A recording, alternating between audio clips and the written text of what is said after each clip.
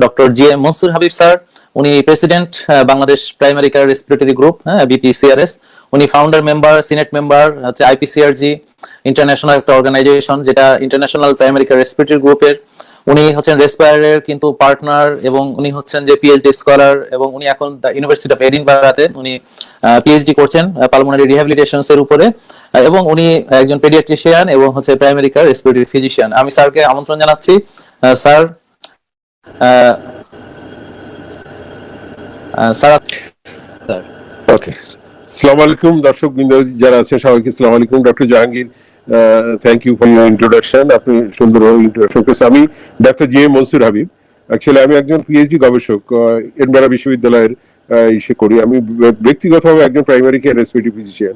শ্বাসতন্ত্র রোগের প্রাথমিক পর্যায়ে চিকিৎসা দেওয়ার জন্য আমরা দিয়ে থাকি আমি, এবং আমরা জাহাঙ্গীর সহ সারা বাংলাদেশে আমাদের প্রায় 1000 ডক্টর আছেন যারা এরকম ভাবে করে থাকেন। এদেরকে সবাইকে আমরা একটা 6 মাসের একটা কোর্স করিয়েছি অ্যাজমা হাঁপানি রোগের পরে, এবং আমরা সারা বাংলাদেশে এটার সার্ভিস দেওয়ার চেষ্টা করছি। তো আজকে লাইভ প্রোগ্রামে করোনায় ফুসফুসের যত্নের ব্যাপারে করণীয় কি কি এই নিয়ে আমরা আপনাদের সঙ্গে আলাপ করবো। আপনাদের কোনো প্রশ্ন থাকলে আমাদেরকে সরাসরি করবেন। তো আমার এইটুকু ইন্ট্রোডাকশন নাও। জাহাঙ্গীর, তুমি একটু ডক্টর জাহাঙ্গীর এখন শুরু করবে যে আমরা কোন জায়গায় মানে কি কি রোগ বা কি কি নিয়ে আলাপ করবো। Doctor Jahangir please. জি, আজকে আমরা যেটা নিয়ে কথা বলবো তার আগে আমার স্যার কিছু আবেগের কথা, মানে স্যার আপনার যে পরিচয়টা আমি দিলাম যে আপনি রেসপায়ার পার্টনার এবং পিএইচডি স্কলার এবং আর যা যা আছে, কিন্তু এগুলা তো স্যার আপনার একটা মানে পোশাকি পরিচয়, কিন্তু যে তার সবচেয়ে উপরের যে পরিচয় সেটা হচ্ছে স্যার আপনি একজন অত্যন্ত ভালো মানুষ। এবং আমি আসলে আপনার সংস্পর্শে না আসলে বুঝতাম না, আমার স্যার একটা নেগেটিভ ধারণাই সৃষ্টি হয়ে গেছিল যে মানুষ স্বার্থ ছাড়া কেন ঘুরে না, কেন চলে না, সবাই কেন স্বার্থ নিয়ে ঘুরে। যখন আপনাকে আমি দেখলাম যে স্যার আপনি এই আপনার এত বড় একটা প্র্যাকটিস ফেলে, স্যার যেদিনই বসবে সেদিনই কিন্তু তার ভরপুর রোগী, এবং ওখানে যারা স্যারকে অনেকে, আমি স্যার যে পোস্টটা দিলাম অনেকে কমেন্ট করেছে আমি স্যারের রোগী, অনেকেই আছেন। তো সারা বাংলাদেশের এমন কোথাও নাই যে স্যারের রোগী নেই। এবং কি সুন্দরবনে যখন আমরা গিয়েছিলাম স্যার, মনে পড়ে কিনা, ওই সুন্দরবনের গহীন জঙ্গলে একজনকে পাওয়া গেল স্যারের প্রেসক্রিপশন, হ্যাঁ, এবং স্যারের রোগী। এবং এই যে স্যারের যে মানে ব্যাপ্তি, এটা শুধু একটাই কথা বলতে পারি যে স্যার একজন অত্যন্ত ভালো মানুষ, এবং স্বার্থ ছাড়া, যেটাকে বলছি এখন আমাদের যেটা হচ্ছে যে কি আমরা স্বার্থ ছাড়া কেউ এক পাও আগাই না। কিন্তু একটা লোক কিভাবে নিবেদিত প্রাণ হতে পারে, তার এত বড় প্র্যাকটিস ছেড়ে এসে উনি নিজের টাকায় মানে প্লেন ভাড়া দিয়ে এসে আমাদেরকে সারাদিন ক্লাস করিয়ে আবার নিজের টাকায় প্লেন ভাড়া দিয়ে আবার ফিরে গিয়ে উনি আবার চেম্বার করতেন। এটা হচ্ছে মনসুর হাবিব স্যার। এবং উনি পড়াশোনা এবং স্যারের সঙ্গে আমার সবচেয়ে যেটা, যে স্যার একটা কথা বলেন যে সবসময় আমাকে বিদ্যা অর্জন করার চেষ্টা করতে হবে। আজকে স্যার এই যে বিদ্যা অর্জন, আজকে স্যারের বয়স, হ্যাঁ আপনারা বুঝতে পারছেন স্যারের বয়স কত। স্যার বয়স কি স্যার 65 নাকি আমি বললাম?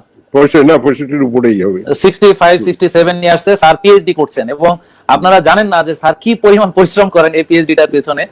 তো স্যারের যেটা সবচেয়ে মানে আমার সবচেয়ে যে দুর্বল জায়গাটা সেটা হচ্ছে যে পড়াশোনা করতে হবে, শিখতে হবে, এবং মৃত্যুর আগ পর্যন্ত একটা না কিছু শিখে যেতে হবে, একটা কোর্সে থাকতে হবে। এটা হচ্ছে যে স্যারের কথা। এবং আমার মনে আছে আমরা যখন সুন্দরবনে ঘুরতে যাই, এই যে আমরা যখন জাহাজের ভিতরে ছিলাম, ওখানে স্যার আমাদেরকে নিয়ে পড়তে বসিয়েছেন এবং ওখানে গ্রুপ ডিসকাশন হয়েছে। সিঙ্গাপুরের এয়ারপোর্টে বসে স্যার আমাকে মানে অডিট শিখিয়েছেন, ক্লিনিক্যাল অডিট শিখিয়েছেন। তো স্যারের সঙ্গে যেখানে গিয়েছি, হ্যাঁ সেখানেই স্যার সবসময় চেষ্টা করেছেন, আমি এয়ারপোর্টে থাকি, বনে জঙ্গলে যেখানেই থাকি না কেন সেখানে স্যার একটা পড়ার পরিবেশ তৈরি করেন। স্যার আপনার সম্পর্কে বললে আজকে রাত শেষ হয়তো, যেটা বলছি যে আমি আসলে স্যারের সংস্পর্শে আসতে পেরে আমি ধন্য মনে করছি। এবং আজকে আপনারা আমাকে যারা চিনছেন, তো স্যার যে মনের পাতা, মানে স্যার আমাদেরকে একটা জিনিস শিখিয়েছিলেন যে রোগীর মনের পাতা তোমাদেরকে পড়তে হবে। হ্যাঁ, তো এটা কোথায় পাওয়া যায়? এটা কি বইয়ে পাওয়া যায়? এটা কি জার্নালে পাওয়া যায়? এটা কি কেউ কাউকে শেখাতে পারে? এটা স্যার আমাদেরকে শিখিয়েছেন যে কিভাবে পেশেন্ট কনসার্ন, পেশেন্ট কর্নার যে আমরা প্র্যাকটিসটা করব। এবং আজকে আপনারা যে অনেকেই বলেন যে আমার কথাগুলো আপনাদের কাছে মনে হয় যে এটা হয়তো আপনাদেরই মনের কথা, আপনাদেরই কথা, বা আপনারা যে জিনিসটা নিয়ে ভাবেন সেটা রিফ্লেকশন, এটা কিন্তু তৈরি করে দিয়েছেন স্যার আমাকে। সো আজকে আমি সবাইকে অনুরোধ করবো যারা এই প্রোগ্রাম দেখছেন সবাই প্লিজ শেয়ার করুন প্রোগ্রামটা। আমরা চেষ্টা করবো আপনাদের ফুসফুসের যত্ন, বিশেষ করে এই পরিস্থিতিতে আপনারা জানেন যে করোনা যে ভাইরাস সেটা সরাসরি আমাদের কি করছে, নাক দিয়ে ঢুকে বা মুখ দিয়ে ঢুকে বা চোখ দিয়ে ঢুকে চলে যাচ্ছে ফুসফুসে, এবং সেখানে নিউমোসাইট 2 সেটার ভিতর দিয়ে তারা কোষের ভিতর প্রবেশ করছে, হ্যাঁ, এবং তারপর গিয়ে কোষটাকে দখল করে নিচ্ছে। সেই কোষটাকে দখল করে সে বংশবৃদ্ধি করছে, কোষটাকে ধ্বংস করে সে আরেকটা কোষের দিকে ছুটছে। তো ফুসফুসটা কিন্তু আক্রান্ত হচ্ছে। তো আজকে আমাদের যে বিষয় সেটা হচ্ছে আমরা ফুসফুসের যত্ন কিভাবে নিতে পারি এবং পালমোনারি রিহ্যাবিলিটেশন, এটা নিয়ে স্যারের সঙ্গে আমরা কথা বলবো আজকে। যে এই জিনিসটা বাংলাদেশে প্রথম যে পালমোনারি রিহ্যাবিলিটেশন সেন্টার আমাদের রওশন আলম, ডক্টর রওশন আলম উনি করেছিলেন রংপুরে, এবং স্যার হচ্ছে পালমোনারি রিহ্যাবিলিটেশনের উপরে কিন্তু পিএইচডি করছেন। তো আরো অনেক অনেক কথা স্যারের সম্পর্কে আমরা শেয়ার করব। তো স্যার প্রথমে একটু স্যার আমার দর্শকদের উদ্দেশ্যে বলেন যে এই যে অ্যাজমা রোগীরা, হ্যাঁ, এই অ্যাজমা রোগটা আসলে কি সহজ ভাষায়, এবং আমরা সবসময় দেখছি যে অ্যাজমা রোগীরা খুব আতঙ্কে আছে এই পরিস্থিতিটায়, তাহলে কিভাবে স্যার এই করোনা পরিস্থিতিতে অ্যাজমা রোগীগুলা ভালো থাকতে পারবে স্যার, একটু সংক্ষেপে যদি বলতেন। হ্যাঁ, এটা খুব ইম্পর্টেন্ট, খুব জরুরি একটা বিষয়। অ্যাজমা রোগটা কি এটা আগে ফার্স্ট বুঝতে হবে। তো অ্যাজমা আসলে আমাদের শ্বাসতন্ত্রের একটা রোগ। শ্বাসতন্ত্রে আমাদের দেশে আমরা গুলিয়ে ফেলি অ্যাজমা আর হাঁপানি। বাংলাদেশে এই টার্মটা অ্যাজমা হাঁপানির মধ্যে খুব একটা ডিফারেন্স। হাঁপাইলেই হাঁপানি হয়, তো অ্যাজমা হইলেও হাঁপ লাগে। আবার হাঁপানি বলতে আমরা যেটা মেনলি করি যে সিওপিডি, সিওপিডি বলে আরেকটা রোগ আছে যারা বিড়ি সিগারেট কারণ হয়, দুটোই শ্বাসতন্ত্রের রোগ। অ্যাজমা রোগটা ম্যাক্সিমাম হলো অ্যালার্জি জনিত। আমাদের শ্বাসনালীগুলো, শুধু শ্বাসনালীগুলো যে মানে যে ক্যালিবার থাকে, যতটা খোলা থাকে, হঠাৎ করে ওটা সংকুচিত হয়ে যায় কোনো একটা উত্তেজকের কারণে, হয়তো ধুলাবালি বা কোনো অ্যালার্জেন, এটার জন্য হঠাৎ করে শ্বাসনালীটা সংকুচিত হয়ে যায়। আবার এটা আইদার নিজে নিজে অথবা কোনো ওষুধ দিয়ে আবার এটা খুলে যায়। গেলে তখন যখন সংকুচিত হয়ে যায় তখন আমাদের শ্বাস নিতে কষ্ট হয়, তখন কাশি হয়, বুকে শব্দ হয়। কিন্তু এটা যখন খুলে যায় তখন আবার স্বাভাবিক হয়। এইটা হলো অ্যাজমা। অ্যাজমাটা শুধু শ্বাসনালীতেই হবে, তবে একটা কথা আমাদের মনে রাখতে হবে, আমাদের শ্বাসনালী শুরু হয় নাকে থেকে এবং শেষ হয়ে যায় ওই ফুসফুসের মধ্যে অনেকগুলো বায়ুনালী দিয়ে দিয়ে যে বায়ুথলিতে যেয়ে শেষ হয়। সো এটা একটা লং ওয়ে, এর যে কোনো জায়গা হতে পারে। অ্যাজমা এই জায়গাটা হয়। আর একটা রোগ যেটা আমরা বলি হাঁপানি, সেটাও এই সঙ্গে আসতে হবে, সিওপিডি। সিওপিডি রোগটা সাধারণত বিড়ি সিগারেট খেতে খেতে ওটা হয় কি, বিড়ি সিগারেট বা চুলার ধোঁয়া বা অনেক সময় বিভিন্ন দূষিত বাতাসের মধ্যে কাজ করার ফলে আমাদের শ্বাসনালীগুলো ওগুলো স্থায়ীভাবে সংকুচিত হয়ে যায়। ও যে সংকুচিত ও আর কখনো খোলে না। এবং শুধু তাই না, ফুসফুসের অন্যান্য বায়ুতলগুলোকে নষ্ট করে, ফুসফুসের মধ্যে যে রক্তনালী ওগুলোকে করে। সুতরাং দেখা যায় সিওপিডি রোগের 4-5 জায়গায় ধরে। অ্যাজমাতে শুধু শ্বাসনালী, কিন্তু সিওপিডি রোগে ওই শ্বাসনালী, বায়ুথলি, ফুসফুসের যে অন্যান্য টিস্যুগুলো আছে ওইগুলোকে নষ্ট করে, রক্তনালীগুলোকে নষ্ট করে, এই মাংসপেশিগুলোকে নষ্ট করে। এইটাই। তো অ্যাজমা রোগটা হলো অ্যাকচুয়ালি কিছুটা অ্যালার্জিজনিত, এবং এটা শ্বাসনালীটা এর আসল মেকানিজম, শ্বাসনালী হঠাৎ সংকুচিত হয়ে যায়, আমরা দম নিতে পারি না, তখন হাঁপ লেগে যায়, তখন আমরা একটা রিলিভার ওষুধ দিয়ে কোনো রকমে আর কি ওটা হাঁপ নেই, কিন্তু আবার পরে এটা কিন্তু স্বাভাবিক হয়। আর হ্যাঁ, ওগুলো ডক্টর জাহাঙ্গীর বলবেন। তো আর সিওপিডি রোগে কি ওই শ্বাসনালী কখনো সংকুচিত হয় না। তো এই যে কোভিড এখন হচ্ছে, এটাও কিন্তু বেসিক্যালি এটা রোগটা হলো শ্বাসতন্ত্রের। ওই ডক্টর জাহাঙ্গীর যেমনটি বললেন যে ভাইরাসটা এসে আমাদের নাক দিয়ে ঢুকে শ্বাসনালীতে চলে যায়, গিয়ে আমাদের ফুসফুসে ক্ষতি করে।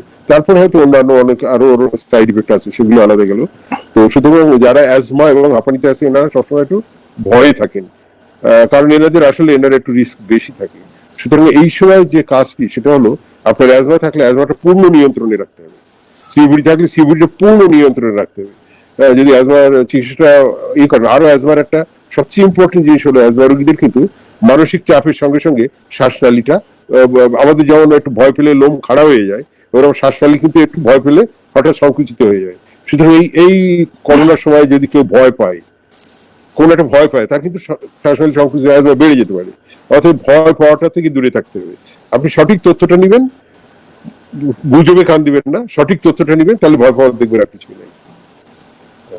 ওকে, ডক্টর জাহাঙ্গীর বলেন। স্যার, এই বিষয়ে ট্রিটমেন্টের যে প্রোটোকল আমরা দেখলাম জিনা গাইডলাইনে যেটা বলা হয়েছে যে তাদের, যেমন স্যার আপনি বললেন এই যে অ্যাজমা সল বা রিলিভার মেডিকেশনস, এটা হচ্ছে যে যখন তার শ্বাসনালীটা সংকুচিত হবে তখন সে নিবে, এবং অবশ্যই একটা স্পেসারের সাহায্যে সে নিবে, এবং সেটা যেন মানসম্মত হয়, যেটা আমরা আপটেক এর কথা বলেছি, কারণ এটা একটা ভালো স্পেসার। শুধু তাই না, এটা একটা ভালভ হোল্ডিং চেম্বার, হ্যাঁ, এবং নন ইলেকট্রোস্ট্যাটিক এটা।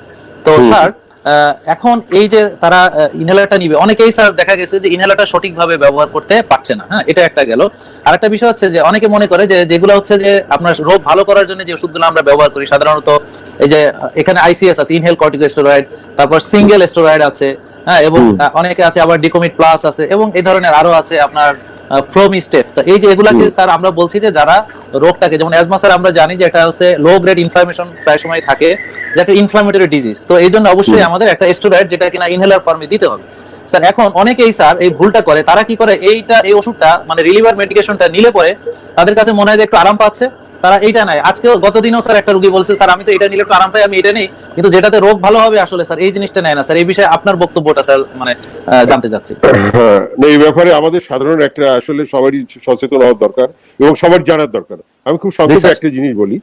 ডক্টর জাহাঙ্গীর যে কথাটি বললেন যে আমাদের প্রদাহ একটা ইনফ্লামেশন হয়, অ্যাকচুয়ালি অ্যাজমা রোগী কি হয়, আমার শ্বাসনালীটার ভিতরের ওয়ালটা যদি এরকম থাকে, আমি যদি উদাহরণ দিই, আমার এই স্কিনটা এখন ভালো আছে, কিন্তু এখানে যদি একটা ইট দিয়ে ঝামা ইট দিয়ে ঘষে দিই এরকম ভাবে, তাহলে একটু চামড়াটা ছিলে যাবে, একটু লাল হবে, একটু হালকা রস আসতে থাকবে, আর ওখানে টাচ করলেই জ্বালা করবে, তখন আমি সরাই নিব। শ্বাসনালীর ভিতরে ওরকম একটা প্রদাহ হয়, এটা একটা ইনফ্লামেশন। কোনো ভাইরাস বা কোনো উত্তেজক অ্যালার্জেন ঢুকে গেলে ওখানে একটা প্রদাহ হয় ওরকম। এই প্রদাহটা হয়ে থাকলে ওইটাই যদি কখনো বাতাস, তো সবসময় ওটা তো আমার হাতে এখানে হলো, আমি এটারে কয়দিন একটু সেফ রাখলে এর আস্তে আস্তে সেরে যায়। কিন্তু অ্যাজমার ওই যে শ্বাসনালীর ভিতরে যে প্রদাহ হয়, ওটা কিন্তু লুকায় রাখা যায় না, কারণ প্রতিনিয়তই আমাদের ঘুমের মধ্যে ওখান থেকে বাতাস যাচ্ছে, ওখানে ইরিটেট করছে, টাচ করছে, আর যেই টাচ করছে ওই শ্বাসনালীটা সঙ্গে সঙ্গে স্পাজম করছে।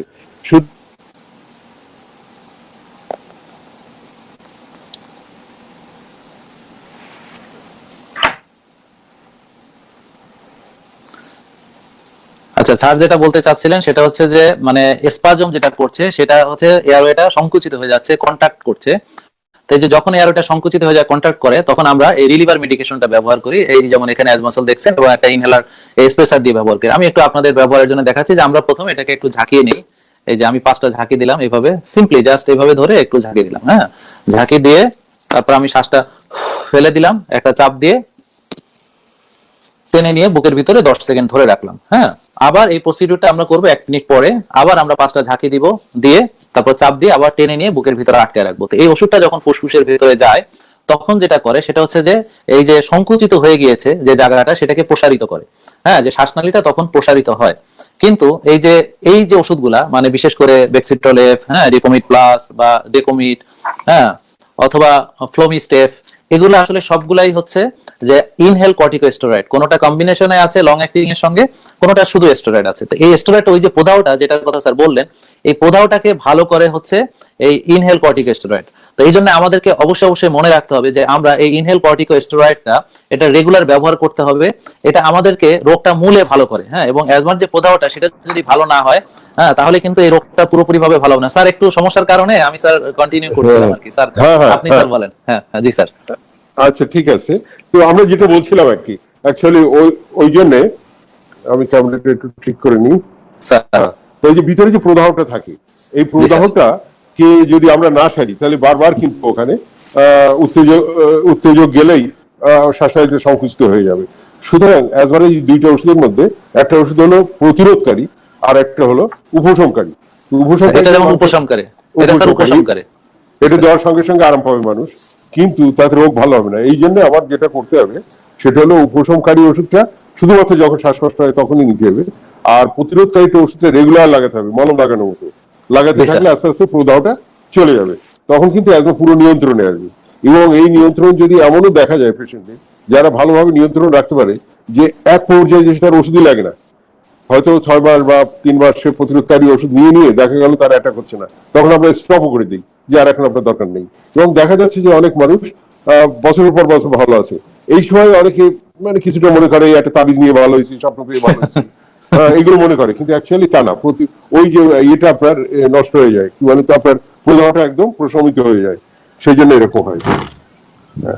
আচ্ছা, আমি আর একটু বলি স্যার, সেটা হচ্ছে যে এই যে স্যার যেটা বললেন সেটা হচ্ছে যে প্রদাহটা নিয়ন্ত্রণের ব্যাপারে। এবং আমি আমার প্র্যাকটিসে অনেক রোগী দেখেছি যে আলহামদুলিল্লাহ যারা সঠিকভাবে ইনহেলারটা ব্যবহার করে এবং স্টেপ ডাউনটা সঠিকভাবে করে, অর্থাৎ ডাক্তারের পরামর্শে যারা ওষুধের পরিমাণ ধীরে ধীরে কমে, অনেকে কি করে নিজেরা ভালো আছে ওষুধটা একদম বাদ দিয়ে দিল। হ্যাঁ, সেটা না করে যদি ওষুধের পরিমাণ ধীরে ধীরে কমিয়ে নিয়ে এসে, আমরা ঠিক এক্স্যাক্টলি জানি যে কখন স্যার, আবার আমি অবশ্যই স্যার আপনাকে প্রশ্ন করব যে কিভাবে স্যার ওষুধের পরিমাণ কমাতে হয়। বাট স্যার এখন একটা জিনিস শেয়ার করছি যে নিয়ন্ত্রণটা ধরে রাখতে। তো এখানে আমারও স্যার কিছু পরামর্শ আছে, যে আমি যেটা আমার পার্সোনাল অবজারভেশন, যে একটা লোক যদি ঠিকমতো রেগুলার ব্যবহার করে তার ইনফ্লামেশনটাকে দমন করতে পারে, পরবর্তীতে সে যদি তার উত্তেজকগুলো পরিহার করতে পারে, যেমন একটা মাস্ক পরিধান করা ধুলাবালিতে, স্যার এগুলো আমরা অনেক আগে বলে আসছি। এখন মানুষ হয়তো করোনার জন্য সবাই মাস্ক পরছে, কিন্তু আমরা তো স্যার অনেক আগে থেকে এই উপদেশ দিয়ে আসছি যে আপনারা ধুলাবালি অ্যাভয়েড করবেন, মাস্ক পরিধান করবেন, বা আপনার ইমোশনাল যে বিষয়টা, তো স্ট্রেস ফ্রি লাইফটা লিড করতে হবে, যেটা আমি সবসময় বলছি। স্যার যেটা বললেন যে আমি যখন খুব স্ট্রেসে থাকি, এমনও আপনারা হয়তো জানেন কিনা জানি না, যে যদি স্যারের রোগীরা শোনে যে স্যার বিদেশে যাচ্ছে, এবং স্যার তো প্রায় বিদেশে যায়, কারণ উনি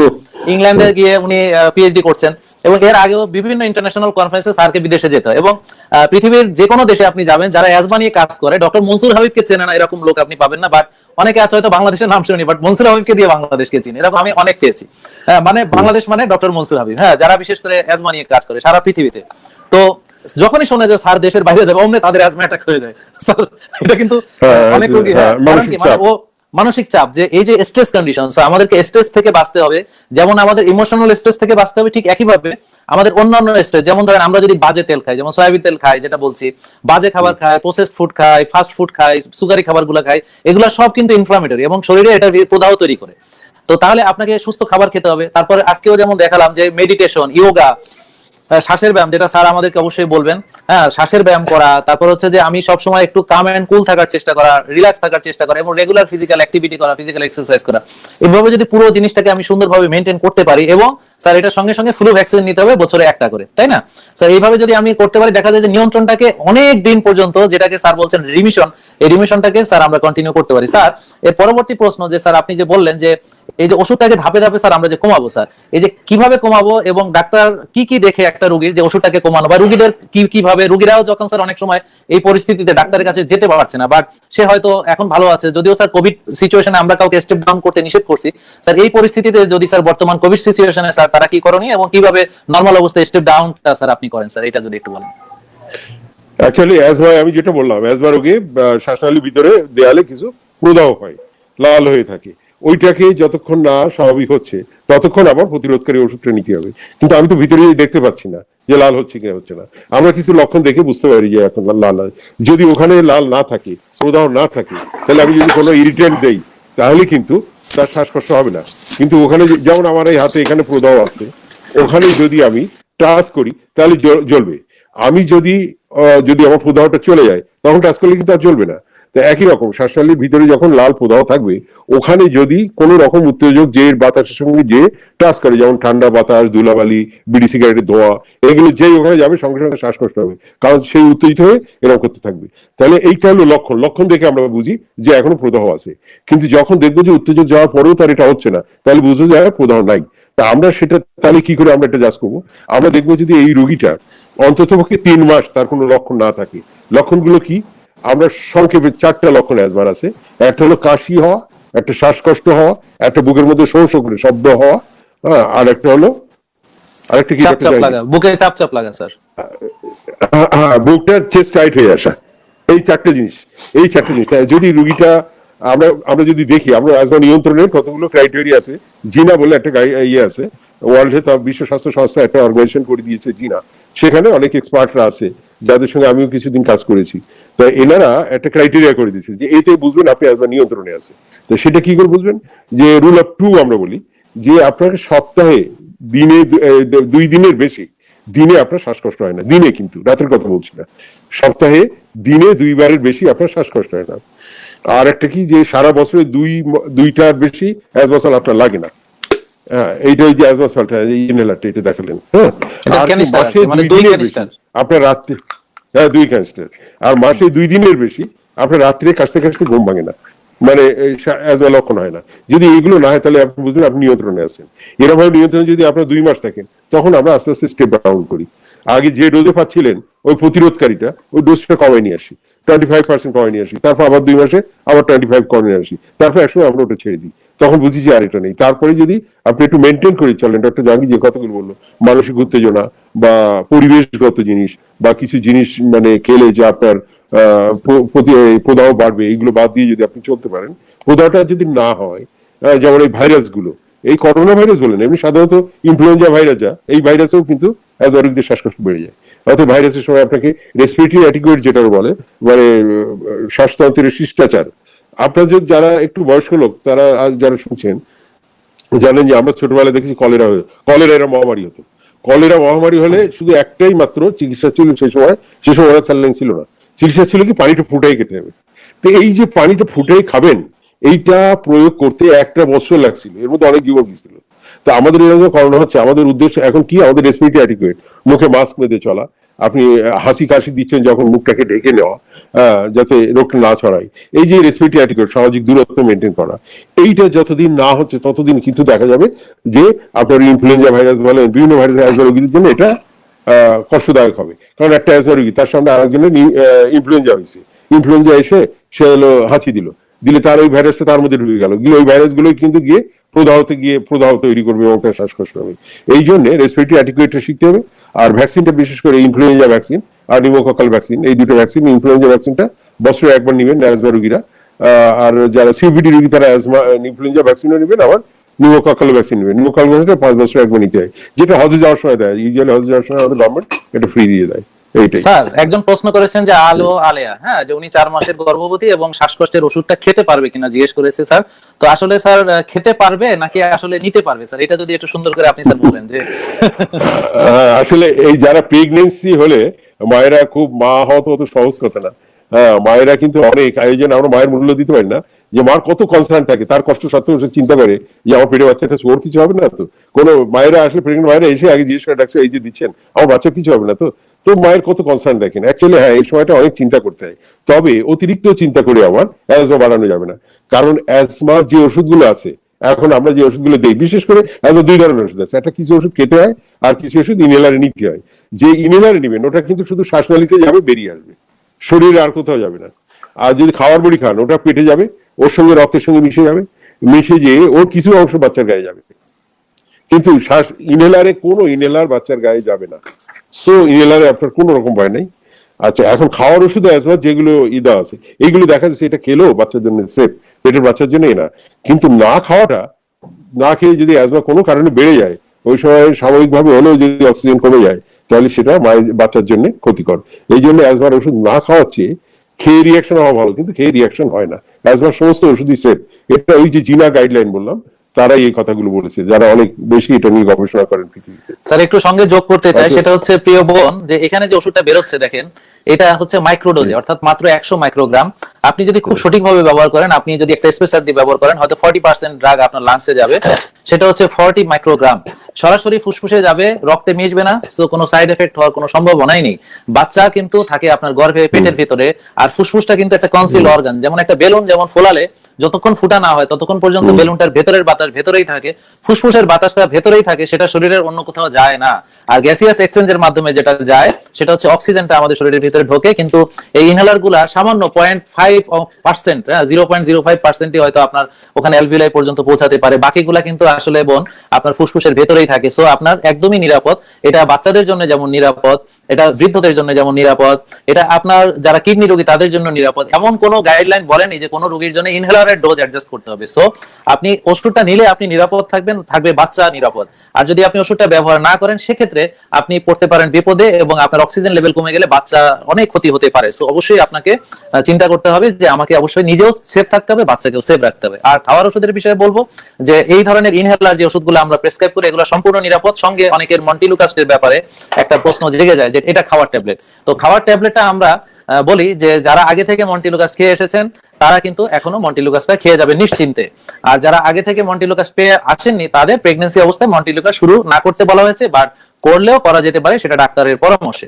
আর হচ্ছে গাইডলাইন বলেছে যে আগে থেকে খেয়ে আসলে নিশ্চিন্ত ভাবে খেতে পারবে। কিন্তু আপনারা এই যে বিভিন্ন ট্যাবলেট খান, 4 মিলিগ্রাম, 10 মিলিগ্রাম বা অন্যান্য ট্যাবলেট যেগুলো খাচ্ছেন, তার চেয়ে ইনহেলারটা ব্যবহার করবেন, কারণ এটা সম্পূর্ণ নিরাপদ এবং এটার জন্য আপনার কোনো ক্ষতি হবে না। স্যার আমি ঠিক বললাম স্যার? হ্যাঁ হ্যাঁ, আর একটু যোগ করে দিই, দেখেন অ্যাজমা প্রেগনেন্সিতে অ্যাজমা চিকিৎসা এত ইম্পর্টেন্ট। আমরা যে একটু আগে বললাম, যখন আমি দেখবো যে 2 মাস আপনার লক্ষণ নাই, তখন আমরা ডোজ কমাই দিয়ে আসবো। কিন্তু প্রেগনেন্সি যদি থাকে, 2 মাস আপনার লক্ষণ না থাকলে আমরা ডোজ কমাবো না। কারণ ডিউরিং প্রেগনেন্সি বাচ্চাটা না হয়ে যাওয়ার পর্যন্ত আমরা শিওর হওয়ার জন্য যে যাতে আপনার অ্যাজমা না বাড়ে, এই জন্য আমরা ডোজই কমাবো না। স্টেপ ডাউন যেটা বলি, ডিউরিং প্রেগনেন্সি আমরা করি না। ইভেন কোভিড এর এই যে এখন মহামারী চলছে, এখন কিন্তু আমরা স্টেপ ডাউন করবো না, কারণ আপনাকে অবশ্যই অ্যাজমা নিয়ন্ত্রণে রাখতে হবে এবং প্রেগনেন্সির সময় আরো বেশি করে নিয়ন্ত্রণে রাখতে হবে। অতএব ওষুধ নেওয়ার ব্যাপারে আপনি কোনো রকম চিন্তা করবেন না, নিশ্চিন্তে ইনহেলারগুলো নিয়ে যাবেন। তো প্রিয় দর্শক, খুব গুরুত্বপূর্ণ দুটো তথ্য আমরা এখন পেলাম। যে এক হচ্ছে আমরা যে অনেকে আমাকে প্রশ্ন করেছেন এবং প্রতিনিয়ত করছেন, সেটা হচ্ছে যে স্যার আমি এখন খুব ভালো আছি, তাহলে আমি কেন এই যে বেক্সিট্রল এফ এগুলো কেন ব্যবহার করবো স্যার, মানে অনেকে জিজ্ঞেস করেছেন। কারণ হচ্ছে আমরা স্টেপ ডাউন এই ধরনের সিজনে করি না, বিশেষ করে এখন যেহেতু আপনার কোভিড সিচুয়েশন চলছে। তো এই মুহূর্তে যদি আপনার আল্লাহ না করুক ভাইরাস দ্বারা আক্রান্ত হন এবং সেক্ষেত্রে অ্যাজমা যদি নিয়ন্ত্রণ হারায়, তখন কিন্তু আপনি ডাবল বিপদে পড়বেন। এই কারণে বলছি যে রিস্ক নেওয়া যাবে না।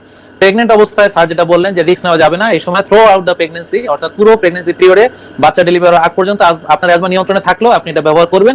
এবং আমরা যেমন কিছু কিছু সিজনাল চেঞ্জ যখন হয়, যখন বেশি বেশি ফ্লু আক্রান্ত হয়, বা যখন মানুষ বেশি বেশি, আমরা বুঝি যে এই সিজনটা বেশি লোক, যেমন শীতের শুরুতে, শেষের দিকে, গ্রীষ্মের শুরুতে, এই সময়টাতে কিন্তু আমরা স্যার স্টেপ ডাউন করি না। তো এই কয়েকটা সিজনে আমরা স্টেপ ডাউনটা করি না, কারণ হচ্ছে আমরা চাই না যে এই একটা বিপদের মুহূর্তে রোগীরা, অ্যাজমা রোগীরা তাদের নিয়ন্ত্রণ হারাক বা আবার বিপদে পড়ুক।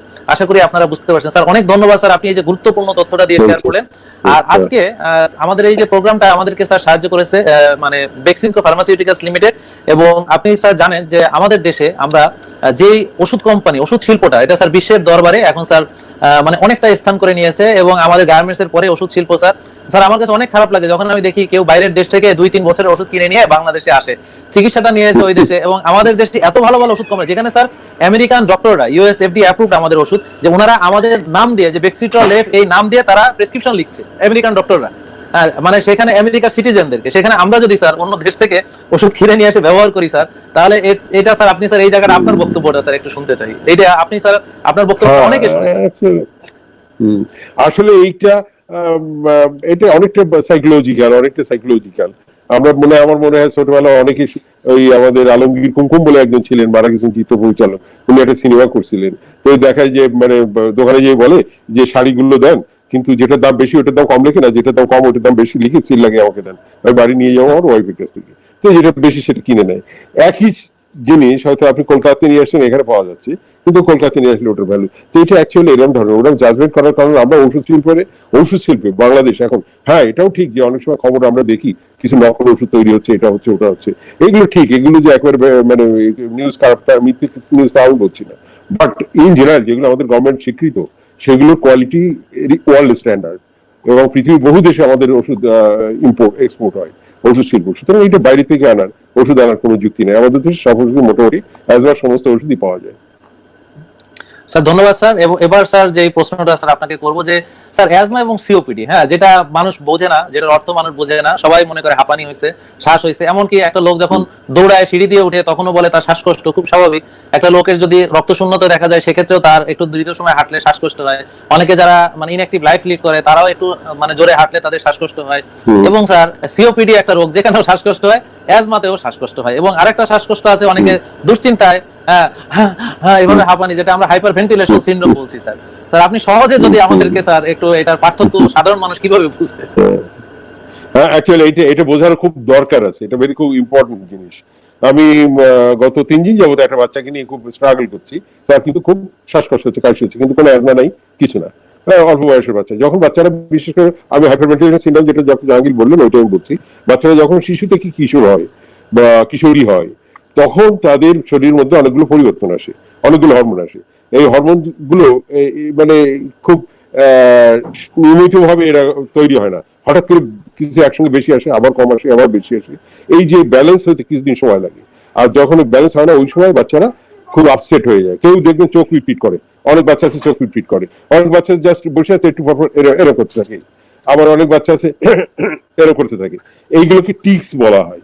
অনেক বাচ্চা জাস্ট এরকম করে, এই একটা শ্বাস নিয়ে একটু পরপরই মা বাপ দৌড়ি নিয়ে আসছে হাঁপানি হয়েছে কিনা, কিন্তু এগুলো হাঁপানি না, এগুলো হলো টিক্স। এগুলো যদি আপনি গুরুত্ব দেন, অনেক বাচ্চা তোতলায় আবার, হ্যাঁ এই যে গুরুত্ব দেন তাহলে কিন্তু এটা পার্মানেন্ট হয়ে যায় অভ্যাসটা। আর এটা যদি ইগনোর করেন তাহলে এটা চলে যায়। এটা গেল হাইপারভেন্টিলেশন, এটা এলাম এর থাকে। আর একটা জিনিস আছে অ্যাজমা সিওপিডি। আমি প্রথমেই বলেছি যে অ্যাজমা রোগটা শুধু শ্বাসনালীতে হয়, আর এই হয়তো মেনলি অ্যালার্জি জনিত কারণ। আর সিওপিডি রোগটা সাধারণত হয় কি, কোনো ধূমপান অথবা চুলার ধোঁয়া আমাদের দেশে, বা আমি এইটার পরেই গবেষণা করছি এখন, যে চুলার ধোঁয়া, ধূমপান, তারপরে আপনার দূষিত বায়ু, যারা মিল কলকারখানায় কাজ করে, ভালো প্রোটেকশন নাই, রেসপিরেটরি প্রোটেকশন নাই, করোনা যেটা আমাদের শিখাই দিয়ে যাচ্ছে যে আমাদের মাস্ক করতে হবে, হ্যাঁ তো এইগুলো নাই, অথচ কাজ করে যাচ্ছে ধুলোবালি দূষিত বায়ুর মধ্যে। এদের থেকে আস্তে আস্তে এটা জমতে জমতে ওই শ্বাসনালীর ভিতরে ওয়ালে জমতে জমতে শ্বাসনালীটা মানে স্থায়ীভাবে সংকুচিত হয়ে যায়। ওইটা হলো সিওপিডি। আর সিওপিডি রোগ বললাম যে চার জায়গায় ধরে।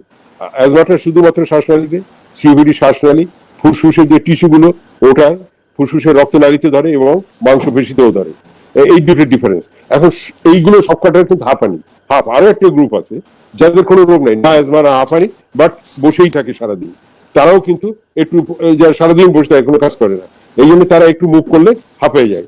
অ্যাকচুয়ালি আমাদের একটা স্টাডি আছে বাংলাদেশে, যে আমাদের দেশের লোক উন্নত বিশ্বের চেয়ে কম মানে ফিজিক্যাল অ্যাক্টিভিটি আমাদের কম হয়, এবং আমাদের শহরের মানুষরা গ্রামের মানুষের চেয়ে ফিজিক্যাল অ্যাক্টিভিটি কম করে, মহিলারা পুরুষদের চেয়ে ফিজিক্যাল অ্যাক্টিভিটি কম করে। আমি রিসেন্টলি এটার পরে গবেষণা করছি, গতকালকে আমাদের একটা ওয়ার্কশপ ছিল এটার পরে। তো আমরা যেটা হবে 3 ভাগে ভাগ করি এখানে, ফিজিক্যাল অ্যাক্টিভিটি নিয়ে বলি। ফিজিক্যাল অ্যাক্টিভিটি তিনটা জিনিস আছে।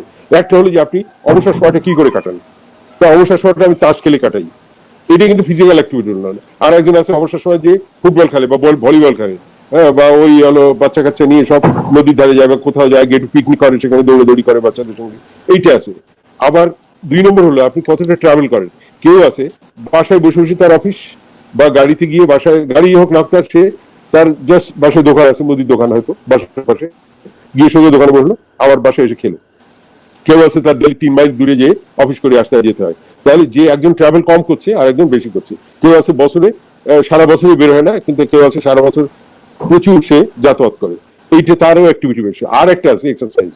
এক্সারসাইজ 3টা কম্পোনেন্টের মধ্যে একটা গেল আপনার যে লিজার টাইম, অবসরে আপনি কি করেন। 2 নম্বর যে আপনি চলাচল, মানে আপনার মুভমেন্ট কেমন। 3 নম্বর হলো যে আপনি এক্সারসাইজ করেন কিনা। কেউ আছে না কখনো এক্সারসাইজ করে না, যখন সময় পায় তখন সোফা পরে শুয়ে ঘুম দেয়, হ্যাঁ, কিন্তু কেউ আছে না ডেলি এক্সারসাইজ করে। এই যারা এইগুলো এক্সারসাইজ করে তারা কিন্তু ভালো। যারা এই 3টার কোনোটাই করে না তাদেরও কিন্তু হাফ হয়, একটু জোরে হাঁটলেই হাফ লেগে যায়, একটু সিঁড়িতে উঠলেই হাফ লেগে যায়। তো অ্যাজমা রুগীও হাঁপায়, সিওপিডি রুগীও হাঁপায়, এই সিডেন্টারি লাইফ স্টাইল যারা, এরাও হাঁপায়। এবং এই 3 জনেরই একটা চিকিৎসা আছে, আমরা বোধহয় পরে এটা আলাপ করবো যে কি চিকিৎসা করার আছে, সেটা আলাপ করবো। এই 3টার মধ্যে প্রত্যেকেরই কিন্তু ব্রেথলেসনেস, মানে হাঁপানি, হাফ লেগে যায়, এটা হলো কমন কমপ্লেন। স্যার এখানে যেটা আমরা সহজে বুঝতে পারি যে অ্যাজমাটা আসলে মানে স্থায়ীভাবে ড্যামেজ হয় না, মানে অ্যাজমা রোগীটা যখন ভালো থাকে, একদমই ভালো থাকে, তারপরে অ্যাজমা রোগীটা মানে যদি ভালোভাবে চিকিৎসা করতে পারে এটা রিভার্স করে যায়, অর্থাৎ পূর্ণ নিয়ন্ত্রণ অবস্থায় সে চলে যায়, স্বাভাবিক মানুষের মতো সে চলাফেরা সবকিছু করতে পারে। এবং অ্যাজমা রোগী মানে দেখা যাচ্ছে যে একটু অল্প বয়স থেকে শুরু হয়। আর যারা সিওপিডি যেটা বলছি মানে দীর্ঘমেয়াদী, তারা সাধারণত দীর্ঘদিন ধরে সিগারেট খাওয়ার পরে একটা পুরস্কার হিসেবে হয়তো রোগটাকে সে পেয়েছে, বা তার বাজে আবহাওয়ার কারণেও হতে পারে, বা চুলার ধোয়ার কারণে হতে পারে। স্যার যেটা নিয়ে আপনার অনেকগুলো পেপারস আছে, তো বিশেষ করে বায়োমাস ফুয়েল এর উপরে স্যার আপনি যে কাজগুলো করেছেন। এরপরে আরেকটা হচ্ছে যে এই যে দীর্ঘমেয়াদী যে রোগটা হচ্ছে সেটা কিন্তু এদের খারাপ দিন আছে এবং বেশি খারাপ দিন আছে, অর্থাৎ তাদের গুড ডে নাই। অ্যাজমাতে কি আছে যে সে একদিন ভালো থাকছে, একদম ভালো, বাট সিওপিডি রোগীরা তারা সারা বছরই কাটছে, কোনো দিন কাটতে কাটতে জীবন যায়, কোনো দিন কম্পারেটিভলি খারাপের চেয়ে একটু ভালো, কিন্তু কখনো পুরো ভালো না। মানে তার রোগটা কখনোই নরমাল হচ্ছে না, এবং শ্বাসনালীগুলা এই যে কমে যাচ্ছে। এবং স্যার আপনি একটা কথা প্রায়ই আমাদেরকে বলেন, সেটা হচ্ছে যে শোনেন আমি যা বলি সব স্যারের শেখানো, কিন্তু বুঝতে পারছেন এটা প্রিয় দর্শক। আমি আজকে স্যারের সঙ্গে আছি, আপনারা সবাই যারা দেখছেন ভিডিওটা শেয়ার করবেন, যে আমার স্যারকে সবাই চিনুক, এবং স্যারের কাছ থেকে যে কথাগুলো আমি মুখ দিয়ে যাই বের করে এগুলো স্যারের শেখানো কথা। তো স্যার একটা কথা আমাদেরকে শেখায় যে দেখো এই সিওপিডি রোগী তাদেরকে নিউমো ভ্যাকসিন দিতে হবে, তাদেরকে ইনফ্লুয়েঞ্জা ভ্যাকসিন দিতে হবে, কারণ বলা যায় না যদি একবার তার অ্যাটাক হয়, সেই অ্যাটাকের কারণে তার শ্বাসনালী আরেকটু যে সংকুচিত হয়ে গেল সেটা আর এটা ঠিক হয় না, মানে এটা স্থায়ী হয়ে গেল, মানে একটু একটু করে তার শ্বাসনালীগুলা দিন যাচ্ছে, সংকুচিত হচ্ছে, এক একটা অ্যাটাক হচ্ছে, যেই শ্বাসনালীটা সংকুচিত হচ্ছে ওইটা আর ফেরত আসছে না, ওই যে লাংয়ের যে ফাংশন যেটা নষ্ট হচ্ছে সেটা ফেরত আসছে না। এটা আমরা প্রায় একটা উদাহরণ স্যার দেয়, সেটা হচ্ছে যে কোরবানিদের সময় জিনিসপত্রের দাম বাড়লো, এটা ঈদ গেল কিন্তু আর কমলো না। হ্যাঁ, ঠিক সেরকম মানে এক একটা রোগী এক একবার, তার মানে আমাদের অ্যাটাক থেকে বাঁচাতে হবে। স্যার এবার স্যার এই যে সিওপিডি রোগী, বিশেষ করে করোনা পরিস্থিতি বলেন এমনি বলেন, স্যার এই যে অ্যাটাক থেকে আমরা কিভাবে বাঁচাবো এদেরকে, মানে যারা দীর্ঘমেয়াদী শ্বাস। অ্যাকচুয়ালি অ্যাজমা চেয়ে সিওপিডি রোগীরা একটু বেশি রিস্কে এই করোনা ভাইরাসের জন্য, বিশেষ করে অ্যাজমা চেয়ে যারা সিওপিডি রোগী, অ্যাজমা রোগীরা রিস্কে নেই তা না, অ্যাজমা মডারেট অ্যাজমা একেবারে রিস্কি, এটা পরিষ্কার যারা গাইডলাইন করছে তারা বলে দিচ্ছে, বা সিওপিডি রোগীরা আরো বেশি রিস্কি। তো এটা বাঁচানোর জন্য ফার্স্ট জিনিসটা হলো, প্রথম কথা হলো যে তাদের সিওপিডি ও অ্যাজমা কন্ট্রোল করতে হবে। সিওপিডি রোগটা মেইনলি ধূমপান থেকে হয়, আর বললাম যে বায়োমাস ফিউ হয়, ওইগুলোতে ধূমপানটা অবশ্যই বন্ধ করতে হবে। যত কষ্টই হোক আপনাকে, এই সময় করোনা মহামারীতে আপনি ধূমপান করতে পারবেন না, একেবারে পরিষ্কার এটা করতে পারবেন না, মানে মৃত্যুকে ডেকে আনতে পারবেন না। স্যার এই সময় তো করবেই না, অন্য সময় করবে না স্যার, এই বিষয়ে আমি আপনার সঙ্গে আবার কথা বলবো। স্যার ধূমপান নিয়ে আমাদের একটা আলাদা কথা বলতেই হবে, যেটা কিভাবে ধূমপান ছাড়বে স্যার এবার স্যার এটা জি স্যার। আচ্ছা, এখন করোনা থেকে আর 3 নম্বর হলো যেটা, যে প্রথমে বললাম যে কন্ট্রোল রাখতে হবে, 2 নম্বর ধূমপান রিস্ক ফ্যাক্টর গুলো দূরে রাখতে হবে, আর 3 নম্বর হলো রেসপিরেটরি অ্যাটিকুয়েট আমরা যেটা বলি, শ্বাসতন্ত্রের শিষ্টাচার যেটা, সেটা হলো যেটা প্রতিদিনই আমাদের হেলথ মানে স্বাস্থ্য বিভাগ থেকে প্রতিদিনই ব্রিফিং করছে প্রফেসর নাসিম ম্যাডাম, উনি প্রতিদিনই কিন্তু একই কথা বলে যাচ্ছেন, ওইটা বারবার বলছেন কেন, যে এইটাই হলো আসল কথা, যে আপনার হলো সামাজিক দূরত্ব রাখতে হবে, আপনার মুখে মাস্ক পরতে হবে বাইরে বেরোলে, যাতে আপনার মধ্যে কোনো ধুলাবালি ময়লা কোনো ভাইরাস কিছু না ঢুকতে পারে, এবং আপনার মধ্যে কিছু থাকলে যেন সেটা না বেরোতে পারে, আর সামাজিক দূরত্ব বহন করতে হবে।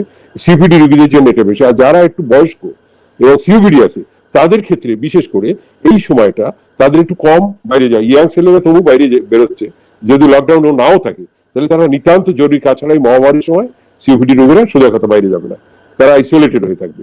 এইটা হলো মানে এটা থেকে পরিত্রাণ পাওয়ার উপায়।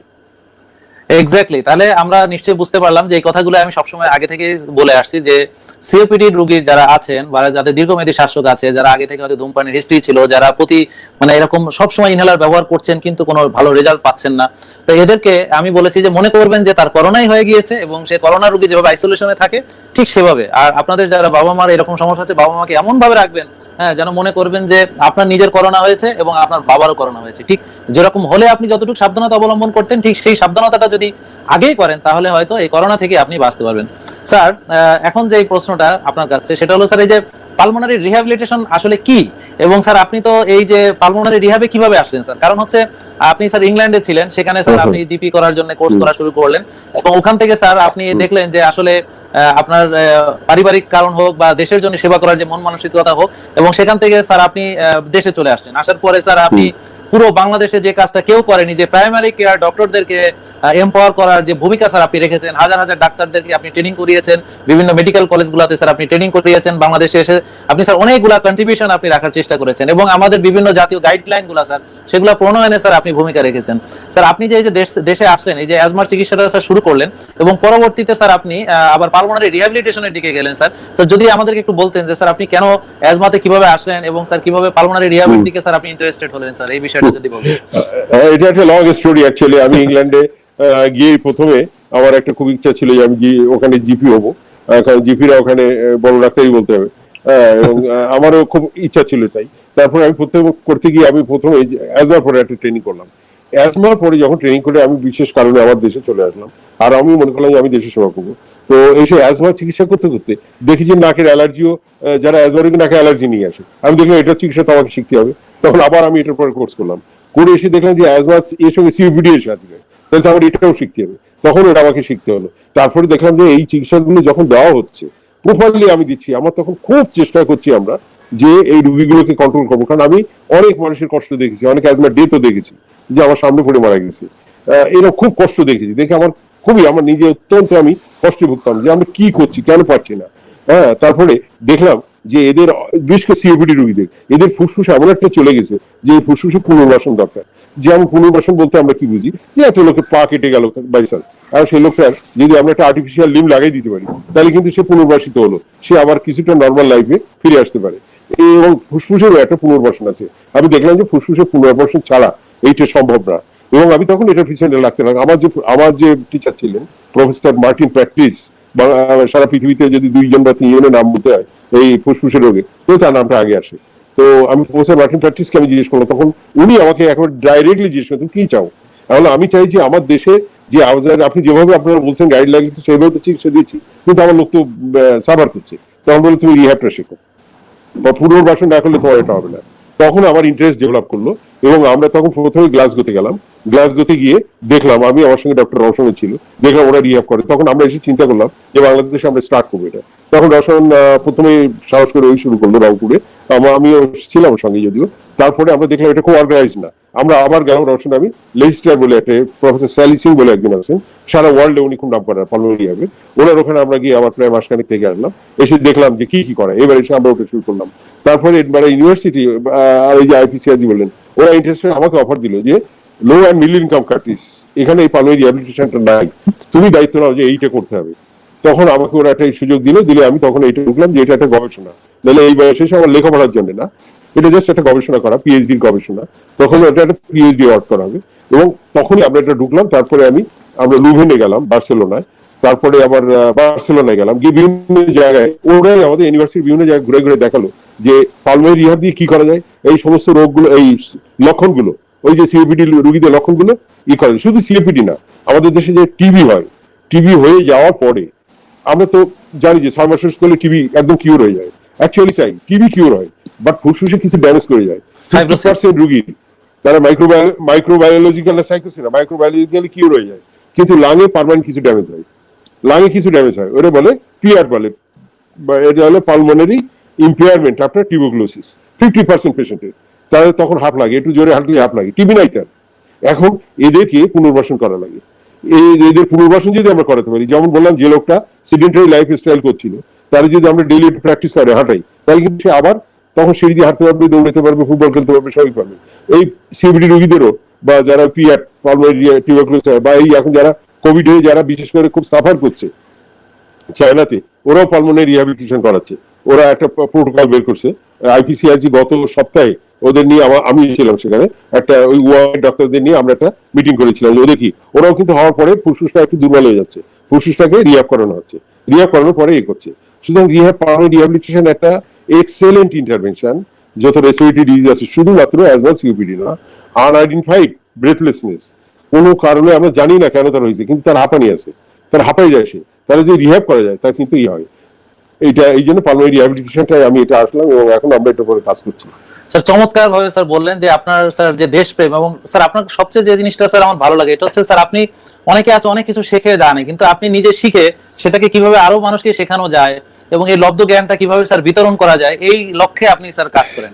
এবং স্যার আমি কিন্তু এই কাজটাই স্যার আপনার থেকে উদ্বুদ্ধ হয়ে আমি এখন চেষ্টা করছি যে আমি যে জিনিসটা শিখলাম সেটা সহজভাবে মানুষকে বোঝানো, যে মানুষকে কিভাবে জানাবো যে এই বেনিফিটটা। স্যার এরপর যে প্রশ্নটা স্যার আমি করবো স্যার, এটা খুবই সংশ্লিষ্ট এবং গুরুত্বপূর্ণ। এই যে স্যার কোভিড এর কথা বললেন স্যার, আমরা অনেকে দেখলাম যে কোভিড থেকে যারা সাফার করেছে, অর্থাৎ যাদের লাংস এর যেমন এআরডিএস যাদের ডেভেলপ করেছিল বা যারা একটু মানে বেশি সাফার করেছে, তখন তাদের ফাইব্রোসিস ডেভেলপ করছে এবং অনেকে এই বিষয়টা স্যার সচেতন হয়নি, কিন্তু এখন কেউ কেউ ভয়েসটা রেইজ করছে এবং তাদের জন্য আমরা জানতে পারলাম যে আসলে পালমোনারি রিহ্যাবিলিটেশন হচ্ছে তাদের একমাত্র উপায়, যেটা দিয়ে তারা তাদের আবার পুনর্বাসিত করতে হবে এই জিনিসটা।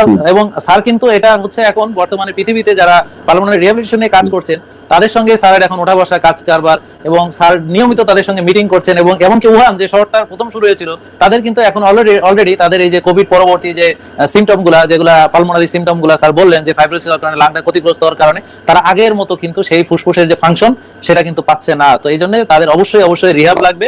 এবং আমাদের দেশেও কিন্তু স্যার আমরা দেখতে পেলাম সিওপিডি রোগী স্যার, যেটা কিনা আমরা দেখেছি যে স্যার এটা এক নম্বর স্যার আমার কাছে যেটা প্র্যাকটিস করতে যে মনে হচ্ছে স্যার, আমি অনেস্টলি বলছি স্যার, এখানে কোনো বায়াসনেস নাই, যে আমরা ডাক্তাররাই স্যার অ্যাজমা সিওপিডির পার্থক্য করি না। কারণ স্যার এক্সপেরিমেন্টাল প্র্যাকটিসটা আমরা করি না স্যার ওইভাবে। তো আমরা জানি যে অ্যাজমা থেকে সিওপিডি কে পার্থক্য করতে হলে একটা এক্সপেরিমেন্টাল একটা খুবই গুরুত্বপূর্ণ এবং গোল্ড স্ট্যান্ডার্ড ভূমিকা পালন করে। আমরা দেখেছি স্যার বাংলাদেশে আপনি, ডক্টর রওশন এবং স্যার আমি, আমরা তিনজন স্যার এই যে ওয়াশিংটন ইউনিভার্সিটি থেকে 6 মাসের এক্সপেরিমেন্টাল কোর্স করে নিয়ে আসলাম। এবং স্যার আমরা প্রচুর স্যার ওয়ার্কশপ করেছি, আমরা বিভিন্ন মেডিকেল কলেজগুলোতে এটা সচেতন করার চেষ্টা করেছি। কিন্তু স্যার এই যে আমাদের বাংলাদেশে স্যার এই যে আমরা যে অ্যাজমা এবং সিওপিডিটাকে এটা যে সবাই পার্থক্য করছি না, বিশেষ করে আমরা ডাক্তাররা পার্থক্য করছি না। অনেকেই বলে যে অ্যাজমা সিওপিডি একই রকম চিকিৎসা, একইভাবে চিকিৎসা দিচ্ছি। এবং স্যার এই মূল্যায়নটা আমি শুনবো সঙ্গে স্যার আরেকটা জিনিস, সেটা হচ্ছে এই যে irreversible disease, irreversible lung damage যেটাকে আমরা বলছি সিওপিডি, সেখানে আমরা অনেক রকমের ওষুধ ব্যবহার করছি, বাট রোগীর কিন্তু মানে ফাংশনের কোনো উন্নতি হচ্ছে না। তাদের যেমন জীবনযাত্রা যে মানটা সেটা উন্নত হচ্ছে না, তাদের যে লাইফ স্টাইল সেটা উন্নত হচ্ছে না, তাদের যে ক্যাপাবিলিটি কাজ করার ক্ষমতা সেটা কমে যাচ্ছে। তো এটার জন্য স্যার আমি দেখলাম যে রিহ্যাবিলিটেশন ছাড়া এটা আসলে কোনো বিকল্প নাই। এবং বাংলাদেশে এই যে এত বড় একটা বড় জায়গা, যে আমাদের এতগুলো সিওপিডি রোগী, তাদেরকে আমরা শুধু ওষুধ দিচ্ছি কিন্তু তাদের পুনর্বাসন করছি না, রিহ্যাবিলিটেশন করছি না, এবং সঠিকভাবে অ্যাজমা এবং সিওপিডি কে স্যার পার্থক্য করছি না। স্যার এখানে স্যার আপনার মূল্যায়নটা স্যার আমি জানতে চাই। অ্যাকচুয়ালি এইটা হলো খুব ইম্পর্টেন্ট কথা বলছেন ডক্টর জাহাঙ্গীর, যে এইটার তফাৎ না করতে পারলো। বাংলাদেশে কিন্তু প্রায় 1 কোটি লোক আছে অ্যাজমা রোগী, আর প্রায় 80 লক্ষ লোক আছে যারা সিওপিডি। আমরা 2টা সার্ভে করা হয়েছিল।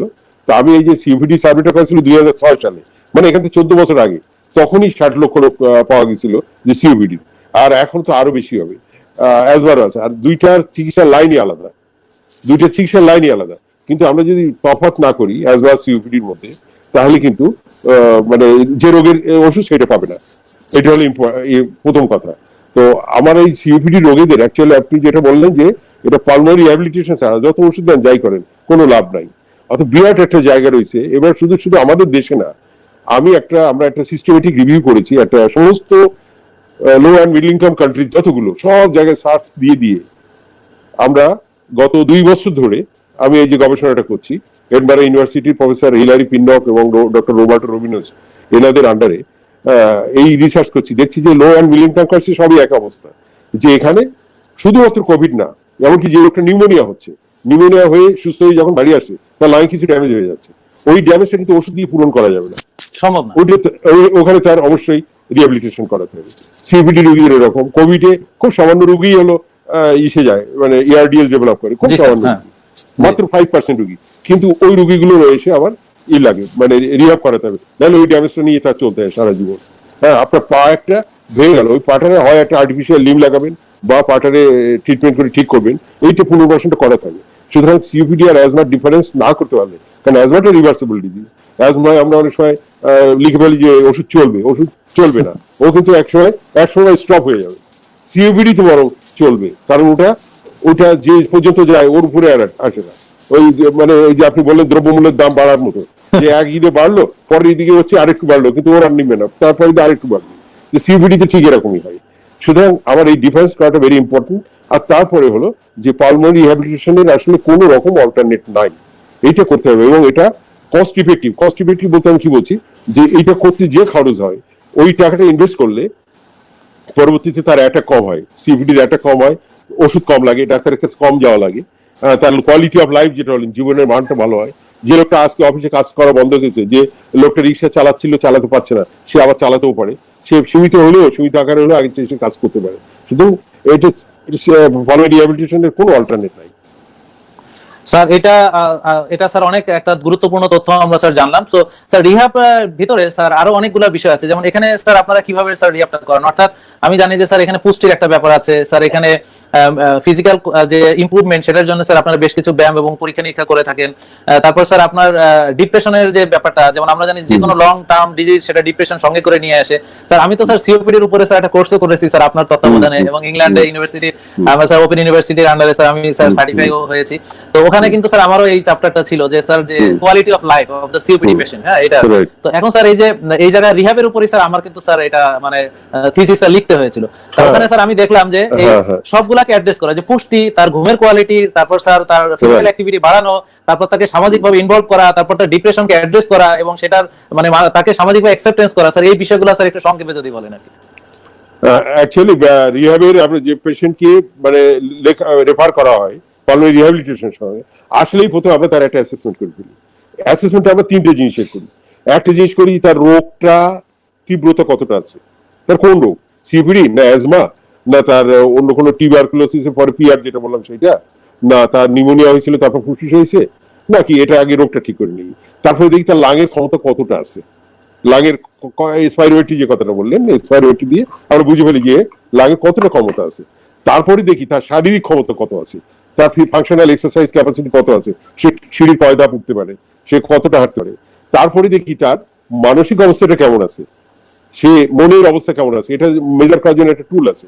তারপরে তার হাঁপানিটা কোন লেভেলে আছে, এটাও মেজার করার জন্য এমআরসি স্কেল বলে একটা, আপনি তো কোর্স করছেন, এটা জানেন যে এমআরসি বলে একটা স্কেল করতে হয়। স্যার আমাকে তুমি করে বলেন স্যার প্লিজ স্যার, মানে আপনি বললে স্যার মনে হয় অনেক দূরে। আচ্ছা আচ্ছা ডক্টর জাহাঙ্গীর, যাই হোক, তারপরে এমআরসিটা আমাদের করতে করে আমরা তার সিমটমটা মেজার করি, তারপরে তার কোয়ালিটি অফ লাইফ মেজার করি, ইভেন তার ফাইন্যান্সিয়াল অবস্থাটা মেজার করি আমরা, যে তার পয়সা কড়ি কেমন আছে, যে সে কতটা খরচ করতে পারবে, আমি কিভাবে তার পয়সাটাকে বেস্ট ইউজ করাতে পারবো, তার যেটুকু পয়সা আছে ওইটা দিয়ে আমি তার বেস্ট বাই বলে একটা কথা আছে, ওয়ার্ল্ড হেলথ অর্গানাইজেশন একটা সাইড আছে, দেখবেন বেস্ট বাই লেখা আছে, আমরা তার ওই পয়সা দিয়ে ভালো জিনিসটা কিভাবে কিনে দিতে পারি। কারণ আমাদের আলটিমেট টার্গেট হলো পেশেন্টটা, আমার আলটিমেট টার্গেট কিন্তু আমার পেশেন্টটা, আমার টার্গেট না যে আজকে বেক্সিমকোকে অনেক ধন্যবাদ যে আমাদেরকে স্পন্সর করছে সবকিছু, কিন্তু আমার টার্গেট না যে বেক্সিমকোর ওষুধ বিক্রি হলো কি হলো না, তার দামি ওষুধটা আমি লিখবো তা না, আমি দেখি এর মধ্যে ওর ক্যাপাসিটি অনুযায়ী কোন ওষুধটা দিয়ে আমি তার ভালো করতে পারবো, কারণ আমি জানি ওষুধগুলো সবই ভালো। তো এটা হলো আমরা প্রথমে অ্যাসেসমেন্ট করি, করার পরে তারপরে আমরা যাই যে টেলার করি, ওর জন্য একটা প্রোগ্রাম তৈরি করি ওই পেশেন্টের জন্য। সব পেশেন্টের কিন্তু জেনারেলাইজ না, কারণ পালমোনারি রিহ্যাবিলিটেশন ফার্স্ট ক্রাইটেরিয়া হলো একটা comprehensive assessment of the patient, ও টোটাল সামাজিক পারিবারিক লোকের কি সাপোর্ট আছে, কোন সাপোর্টটা আছে কিনা, যদি না থাকে তার সাপোর্ট কালেক্ট করি আমরা। এমনকি আমরা তার আত্মীয়কে খবর নিয়ে টেলিফোন করি, বলি ভাই আপনার একটা আত্মীয় এরকম কষ্ট পাচ্ছে, আমি তাকে হেল্প করতে চাই, আপনি কি করবেন, তখন ওই লোকটা কিন্তু এগিয়ে আসে, হ্যাঁ যে হ্যাঁ আমরা হেল্প করি অনেক সময়। এইভাবে তার হলো সমস্ত অ্যাসেসমেন্টটা করে এইবারে তার নির্দিষ্ট একটা প্রোটোকল করি যে তার এই ক্যাপাসিটির মধ্যে এই সার্ভিসটা আমি দিতে পারবো। সেই সার্ভিসটা দিয়ে তখন তার তিনটে জিনিস আমরা উন্নতি করি। এক নম্বর তার সিমটম, তার যে কষ্ট ছিল কষ্ট দূর করাই, দুই নম্বর তার ফাংশনাল ক্যাপাসিটিটা বাড়াই, তিন নম্বরে তার কোয়ালিটি অফ লাইফটা বাড়াই দেয়, এবং প্রত্যেকটা পালমোনারি চার নম্বরে যেটা করি ভেরি ইম্পর্টেন্ট, সেটা হলো তার ব্যাক টু ওয়ার্ক, সে যে কাজে ছিল যে সেই কাজ থেকে তার রোগের জন্য সে সরে আসছে, সে যে দোকানে কর্মচারী ছিল তাকে আর ছেড়ে দিছে, তুমি পারো না, তুমি আপাই যাও, তোমার দিয়ে হবে না, আমরা তার এমন ভাবে করে ফেলি সে আবার রিজিউম করতে পারে, সে যেন আবার কাজ করতে পারে। সে একটা রিক্সা চালাচ্ছিল, আবার সে রিক্সা চালাতে পারে, সে যে কাজ করছিল। এইটা হলো পালমোনারি রিহাবিলিটেশন, খুব সংক্ষেপে হলো এই। আর যে জিনিসটা আমরা শিখাই ওই পেশেন্টকে সেলফ ম্যানেজমেন্ট শিখাই দিই, ডাক্তারিটা তাকে শিখাই দিই যে এই রোগটা আপনার, আমরা সহজ ভাষায়, কারণ আমি ডক্টর জাহাঙ্গীর আমরা হয়তো একটা মেডিকেল কলেজে পড়ে এসেছি বা একটা ইউনিভার্সিটি গিয়েছি, আমরা হয়তো জানি, কিন্তু আরেকটা লোক যে জানে না, আপনারা যারা শুনছেন আপনারা যে জানেন না বা আপনারা করতে পারবেন না এমন কোনো কথা নেই। আমাদের দেশে গ্রামে বহু ডাক্তার আছে, বহু লোক আছে, তারা মেডিকেল কলেজে ডাক্তারি করে, ভালোই ডাক্তারি করে। তো আপনারা যদি আপনার রোগটা বোঝেন, বুঝে যদি সেলফ ম্যানেজমেন্ট করতে পারেন, সেটা হলো সবচেয়ে বড় ডাক্তারি। কারণ আমি তো আপনাকে দেখবো 5 মিনিট, আর সে তার 24 ঘন্টা সে তার লক্ষণ বোঝে। এই জন্য আমরা সেলফ ম্যানেজমেন্টও শিখাই, তার দক্ষ করে দিই যে সে অ্যাটাক হলে কি করবে, অ্যাটাক না থাকলে কি করবে, কি করলে তার এটা বাড়বে, কোন জায়গায় গেলে তার কমবে, এগুলো আমরা তার, যাতে তার সে ফ্রড মানে বিভিন্ন জায়গায় তার মানে পয়সা করি এই বিভিন্ন টেস্ট করে, এই ল্যাবরেটরি ওয়ালা দোকান খুলে বসে আসেন টেস্ট করা যায়, অমুক করি, অমুক তাবিজ দিচ্ছে, খবর দিচ্ছে, এটা এই সবগুলো থেকে যেন বেঁচে যায়। এই জন্য আমরা এটাও শিখাই, এটা ভেরি ইম্পর্টেন্ট। স্যার আপনি স্যার যে জিনিসটা এখন বললেন স্যার, সেটা হচ্ছে যে পেশেন্টকে এম্পাওয়ার করার কথা, এবং স্যার বিশ্বাস করেন যে আপনি স্যার এই জিনিসটা আমার মাথার ভিতর ঢুকিয়ে দিয়েছেন, এবং যার কারণে আমি চেষ্টা করছি যে এই যে আমার যে লব্ধ জ্ঞানটা আমি যেন মানুষকে এমন ভাবে দিতে পারি যেন সে যেন নিজের স্বাস্থ্যের যত্নটা নিজেই করতে পারে। এবং আমি কিন্তু স্যার এই লক্ষ্যে কিন্তু স্যার কাজ করছি, এবং অনেকেই আপনারা যারা জানতেন না, তো আমি এই জ্ঞানটা কোথা থেকে পেয়েছি এতক্ষণ নিশ্চয়ই বুঝে গিয়েছেন যে স্যার আমাকে এটা শিখিয়েছেন যে কিভাবে রোগীদেরকে এম্পাওয়ার করা যায়, আপনারা যেন নিজের স্বাস্থ্যের কেয়ারটা নিজেরাই নিতে পারেন। এবং আপনারা প্রায় 2000-এর মতো লাইভ দেখছেন, আপনাদেরকে অনুরোধ করব এখন আমরা খুব প্র্যাকটিক্যাল এবং গুরুত্বপূর্ণ কিছু কথা বলবো। সেটা হচ্ছে যে স্যার আমরা একটু রোগীদেরকে স্যার ইনহেলারের ব্যবহারটা একটু স্যার মানে বলবো। আর আরেকটা জিনিস হচ্ছে যে স্যার আপনাকে তার আগে একটা প্রশ্ন করে নিই, যেমন স্যার আমাদের দেশে প্রথমে আমরা দেখলাম যে বেক্সিটল এফ এই ওষুধটা মানে আমরা ব্যবহার করেছি এবং খুব ভালো রেজাল্ট ছিল। হ্যাঁ, পরবর্তীতে স্যার এই যে যেমন ডিকোমিট প্লাস মানে অর্থাৎ এখানে স্যার ফরমেটরল এবং ডেক্লোমেথাসন, তারপরে স্যার আসছে হচ্ছে এখানে স্যার আরেকটা নতুন আসছে, সেটা হচ্ছে স্যার ফ্লোমিস্ট এফ। হ্যাঁ, অর্থাৎ এখানে আছে ফরমেটরলের সঙ্গে ফ্লুটিকাসন। আর আমরা এর আগে ছিল যে ফরমেটরলের সঙ্গে আরেকটা কম্বিনেশন ছিল, যেটা স্যার আমরা প্রচুর লিখেছি স্যার স্মার্ট থেরাপি হিসেবে, তাহলে বডি কর্ডের সঙ্গে লিখেছি। কিন্তু স্যার এই যে এত অ্যাভেলেবিলিটি হচ্ছে, যেমন একটা দিকে কি আপনি স্যার কিভাবে দেখছেন স্যার, এক হচ্ছে যে আমরা এখন পেশেন্টকে খুব পার্সোনালাইজড কেয়ার দিতে পারছি, অর্থাৎ আগে আমাদের অপশন ছিল না, আমি পেয়েছিলাম এই কম্বিনেশনটা, সেটা ছিল না। কিন্তু এই যে এখন বর্তমানে ভ্যাকসিন অনেকগুলো আমাদের রেঞ্জ অ্যাভেলেবল করে দিয়েছে বাংলাদেশে, এবং আমরা জানি যে তাদের যে এই যে ওষুধটা আমরা ব্যবহার করি ঠিক আমেরিকার ডাক্তাররা সেই একই ওষুধই ব্যবহার করে, এবং তারা একই ফ্যাক্টরি থেকে এটা তৈরি করে, এবং বাংলাদেশের জন্য যে আলাদা তৈরি করলো এবং উন্নত বিশ্বের জন্য আলাদা তৈরি করলো, এই কাজটা ভ্যাকসিনকো স্যার করে না। এটা আপনি আমি স্যার দুইজনেই জানি এবং সবাই জানে। এখানে স্যার এই যে এতগুলা ডাইভার্সিটি স্যার, এটাকে আপনি কিভাবে দেখছেন, এবং স্যার স্মার্ট থেরাপিটা আসলে কি এবং কেন এটাকে স্মার্ট বলছি স্যার, এটা আমাকে বোঝেন না স্যার। এটা ভেরি ইম্পর্টেন্ট জিনিস। অ্যাকচুয়ালি দর্শক যারা আছেন এটা শুনে খুশি হবেন যে আমি ডক্টর জাহাঙ্গীর আমরা পার্সোনালি আমরাও কিন্তু আপনাদের মতো সন্দেহ করতাম যে ভ্যাকসিনকো বোধহয় বিদেশে পাঠায় একরকম, আর আমি কারণ আমি কানাডায় গিয়ে আমি গিফট কেনার জন্য একটা দোকানে গিয়ে কিছু শার্ট কিনবো, দেখি সব মেড ইন বাংলাদেশ, সব মেড ইন বাংলাদেশ। আমি আরে এই তো বাংলাদেশের শার্ট আমি কিনে বাংলাদেশ নিয়ে যাও, কিন্তু দেখলাম যে কোয়ালিটিটা আসলেই ভালো, সেরকম শার্ট তো বাংলাদেশে পাই না। তখন আমাদেরও সন্দেহ হয়েছিল আর যে আমরা দেখবো একবার। আমি ডক্টর জাহাঙ্গীর এবং আমাদের বিপিসিআরএস এর একটা টিম নিয়ে আমরা 20-25 জন একসঙ্গে আমরা টঙ্গিতে গেছিলাম, ওই ভ্যাকসিনকো যেখানে এগুলো তৈরি হয় এখানে, এবং গিয়ে আমি দেখলাম যে ওদের ওই এক মেশিনেই বিভিন্ন কোম্পানি ওখানে বানিয়ে নিয়ে যেত। আমি এখন নামদেরই বলতে পারি, তখন জিএসকে ছিল, জিএসকে কিন্তু এই ওষুধই ওদের এখানে বানাচ্ছে, এখানে এরা তৈরি করছে, প্যাকেটটা হচ্ছে জিএসকে নামে চলে যাচ্ছে, আবার এই এরা এদের মতো প্যাকেট করছে, এইভাবে করছে। সুতরাং কোয়ালিটি নিয়ে ভ্যাকসিনকোকে মানে অসংখ্য ধন্যবাদ যে 2 নম্বর ভ্যাকসিনকো অনেক অপশন দিয়েছে। আমি এই দেশে শুরু করেছিলাম 1994 সালে ইংল্যান্ডের থেকে, তখন আমাদের একটা অপশন ছিল ভেন্ট্রোলিন ইনহেলার, আর আর ওদের একটা ছিল বেক্লোমেথাসন একটা ছিল, জিএসকে এই দুইটা। তাও ইনহেলার ওই সময় দিলেই আমি ফার্স্ট প্রেসক্রিপশন করলেই আমার আর এক কলিগই সেই রোগীর বলছে আপনার সর্বনাশ করে দিয়েছি, কি সর্বনাশ করে দিয়েছি, সর্বশেষ চিকিৎসা দিয়ে বলছে। রোগী আমার কাছে বলে আপনি আজকে মনে করলেন যে আমি মরে যাবো কালকে, আমার একবার এতখানি ছিল। যাই তারপরে এই ভ্যাকসিনকোর হেল্প নিয়ে আমরা বিভিন্ন জায়গায় ডক্টর জাহাঙ্গীর যেমন একটা মিশন নিয়েছে যে আমি মানুষের জন্য ট্রাই করবো, আমি যতক্ষণ বেঁচে আছি আমি ট্রাই করবো। আমি ব্যক্তিগতভাবে কিন্তু আমি একজন ফ্রিডম ফাইটার, অনেক জানি না কিনা আমারও মুক্তিযোদ্ধা সরাসরি স্যার মুক্তিযোদ্ধা করেছেন, মানে সরাসরি স্যার ফায়ার করেছেন, সরাসরি আমার বিহারের চাকরি হাতে ট্রেনিং করেছে, সরাসরি আর্মসি করছি, করলাম না। এনিওয়ে সেটা এখানে প্রসঙ্গ না। যাই হোক আমারও একটা ইন্টেনশন আছে যে আমি যতক্ষণ বেঁচে আছি আমি যদি পারি কিছু দেশের জন্য আমি ভালো কিছু করবো, এটা আমার একটা নিয়ত আছে। এবং সেই জন্যে আমরা তখন খুব চেষ্টা করছি, এই এলাকায় আমরা চষে বেড়াইছি, বিভিন্ন জায়গায় যাই যে সেমিনার করছি, বুঝাইছি যে দেখেন এটা এই ভালো, ডাক্তারদেরকে আগে আমরা ডক্টর সোসাইটিকে বা health care professional, doctor, nurse, paramedical এদেরকে বুঝাইছি, তারপরে কিন্তু আসছে। এখন বেক্সিমকোর এটা হলো কি, আমরা বেক্সিমকোকে কিন্তু এই যে স্পেশালটা ডক্টর জাহাঙ্গীর হাতে দেখাচ্ছেন, এটা কিন্তু আমরা কিন্তু এই আপ্রিগো, এটা কিন্তু আমরাই হলো বেক্সিমকোকে হ্যামারিং করে করে এটা আনাইছি। কারণ ওই ইনহেলার ডক্টর জাহাঙ্গীর একটু পরে দেখাবে যে ইনহেলার টানাটা অত সহজ না, ইনহেলার 70% লোক টানতে পারে না, কিন্তু এই স্পেশাল দিলে তখন কাজ হয়। এটা কিন্তু আমরা বেক্সিমকোকে বলছি যে তোমরা যদি ইনহেলার বিক্রি করতে চাও তাহলে তোমার স্পেশাল আনতে হবে, এবং তারা এটা আনছে, তারা এই নিয়ে আমাদের কাছে দেখাচ্ছে। এবং বেসুকে এই ব্যাপারে আমি মানে অসংখ্য, আমি খুব কৃতজ্ঞ এই জন্য যে তারা বিভিন্ন অপশন দিয়েছে আমাদের, তার মধ্যে একটা অপশন হলো স্মার্ট থেরাপি। স্মার্ট থেরাপি কি আমরা যে বলেছিলাম যে দুইটা ওষুধ আছে, উপশমকারী আর প্রতিরোধকারী। তো যাদের একটু হালকা ধরনের মাইল্ড, রাইট, হ্যাঁ, একটা ওই যে ওটা অ্যাজমাসল দেখালো, এটা কিন্তু উপশমকারী। হ্যাঁ, ওটা কি আপনার ওই যে শ্বাসনালী যে মাংসপেশি যেগুলো আছে, শ্বাসনালীটা এরকম ছিল, ও চেপে দিল, এই মাংসপেশিটাকে অবশ করে দিবে, দিলে আবার খুলে যাবে, কিন্তু ভিতরে পোদাওটাকে কিছুই করতে পারবে না। পোদাওটা করাবে ওই যে বেক্সিটল, ওর মধ্যে ফ্লুটিকাসন আছে, ও করাবে পোদাওটাকে। তো এই দুটাকে ওরা এক জায়গায় এনেছে। হ্যাঁ, সেটা হলো ডেকোমিট, এটা হলো স্টেরয়েড, এ পোদাও কমাবে। আর যেটা ওই যে সিম্বিয়ন যেটা আছে, ডেকোমিট প্লাস যেটা, হ্যাঁ, এটার মধ্যে দুইটাই আছে। ফরমিটরল, হ্যাঁ, ফরমিটরল হলো যেটা সালবিটামলের মতো, ও সঙ্গে সঙ্গে আপনার ওই মাংসপেশিগুলোকে ছাড়াই দিবে, মাংসপেশিগুলোকে অবশ করে দিয়ে অ্যাট দি সেম টাইম ওই যখনই যাবে সে পুরো দেওয়ার করবে, একসঙ্গে কাজ করবে। অতএব 2 in 1 এইটা হলো। যারা স্টেপ অ্যাজমার অ্যাকচুয়ালি ট্রিটমেন্টের 4টে স্টেপ আছে, তা যারা স্টেপ 3 থেকে শুরু, যারা স্টেপ 3 আছে তাদের থেকে শুরু করে আমরা স্মার্ট থেরাপি দিয়ে ফেলি। স্মার্ট থেরাপি দিলে যখনই তার, সে বেশ কন্ট্রোলে আছে, কিন্তু হঠাৎ দেখা গেল 1 বছরের মধ্যে, ওই ডক্টর জাহাঙ্গীর যেটা বলছিলেন যে সিজন চেঞ্জের সময় হঠাৎ করে বাড়ে, দেখা গেল সিজন সময় আছে, আমরা ওই সময় বলি যে আপনি স্মার্ট থেরাপি চালান, ওই সময় আপনি শুধু ওই সিম্বিয়ন যেটা আছে ওটা নিতে থাকেন। এবং আমরা এটাও শুধু বেক্সিমকোকে আর একটা ধন্যবাদ দিই, সরি, যে একটা হয়েছিল, মানে ওই ইনহেলার গুলোর ডক্টর জাহাঙ্গীর ওই ইয়েটা দেখি, হ্যাঁ ওইটা সিম্বিয়ন, ওটা কিন্তু একটা দাম কত ওটা জাহাঙ্গীর বোধহয় এটা অনেক বেশি দাম ছিল। হ্যাঁ, অনেক বেশি দাম ছিল। আমরা তখন বললাম যে আমাদের দেশের লোকের অত পয়সা নেই, তাহলে রিক্সাওয়ালা 700-800 টাকা দিয়ে কিনতে পারবে না, আমি লিখলে ওটা কিনবে না। তখন ওরা বললো স্যার কি করতে পারি আমরা, তাহলে আপনার ক্যাপসুল বানিয়ে একটা দেন, একটা দাম 8 টাকা 10 টাকা, হ্যাঁ, ও সে ডেলি কিনতে পারবে, ডেলি 2 টাকা কিনতে পারবে ওই ক্যাপসুল দিয়ে, একটা ডিভাইস দিয়ে।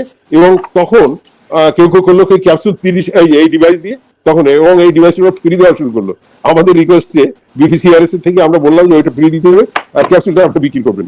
হ্যাঁ, ওই ফ্রি দিয়ে ক্যাপসুলের মধ্যে দিয়ে একটা করে টেনে নিলেন আপনি, নিলে তখন শ্বাসকষ্ট হলে সঙ্গে সঙ্গে শ্বাসকষ্ট ছাড়া হয়ে যাবে, সিম্বিয়ন দেওয়া, এবং আপনার প্রদাহ কিছুটা কমাই ফেলবে।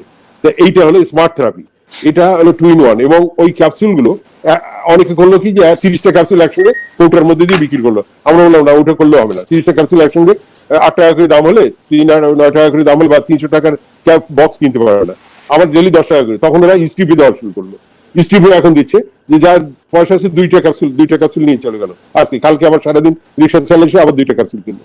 সুতরাং আমি বলবো যে মানে এই যে স্মার্ট থেরাপিটা আমরা দেই এইভাবে সায়েন্টিফিক্যালি, আর বেক্সিমকোকে আমি এই জন্য ধন্যবাদ দিই যে অ্যাকচুয়ালি তারা, আমরা যেভাবে বলেছি মানুষের ফিডব্যাকটা নিয়েছে আমাদের কাছ থেকে, তারা তো আর রুগীর কাছে যায় না, রুগীর কাছে ডক্টর জাহাঙ্গীর যায়, আমি যাই, রুগী আমাদেরকে কমপ্লেন করে, ওষুধ কোম্পানিকে কমপ্লেন করে না। হ্যাঁ, তার কষ্টটা আমরা বুঝি, সেই জন্য আমরা আবার ওই ফিডব্যাকটা দিয়েছি ওষুধ কোম্পানিকে, তারা কিন্তু ঠিকই রিফ্রেশমেন্ট করাইছে এবং এটা করছে, এই জন্য থ্যাংক ইউ, ধন্যবাদ। প্রিয় দর্শক, আপনাদেরকে অনুরোধ করব যে আপনারা এখন যারা আছেন 2000, আপনারা একটু ভিডিওটা শেয়ার করেন, কারণ আমরা এখন প্র্যাকটিক্যালি দেখাবো যে কিভাবে ইনহেলার গুলা ব্যবহার করতে হয়। স্যার, আপনি এই 2-4 মিনিট একটু পানি টানি খেয়ে বিশ্রাম নেন স্যার, আমি একটু এটা একটু দেখাই। স্যারকে একটু ব্যাকএন্ডে দাও, স্যার একটু অনেকক্ষণ আছে, তা আমি এটা দেখাই। হ্যাঁ, তো প্রিয় দর্শক, এটা হচ্ছে অ্যাজমাসল, এটা হচ্ছে একটা রিলিভার মেডিকেশন। এটা হচ্ছে আপনি ব্যবহারের নিয়মটা প্রথমে দেখেছি, 5 বার ঝাঁকাবেন, দিয়ে এটা দিয়ে, হ্যাঁ, তারপর একটা চাপ দিয়ে টেনে নিয়ে বুকে আটকে রাখবেন। তো আমার কাছে একটা ট্রেনিং ডিভাইস আছে, যেটা দিয়ে আমি আপনাদেরকে এক্স্যাক্টলি দেখাতে পারবো যে আসলে কিভাবে এটাকে ব্যবহার করে। তো আমি এইটা জাস্ট আপনাদের দেখানোর সুবিধার জন্য আমি এখানেই দিচ্ছি, কোনো অসুবিধা নেই।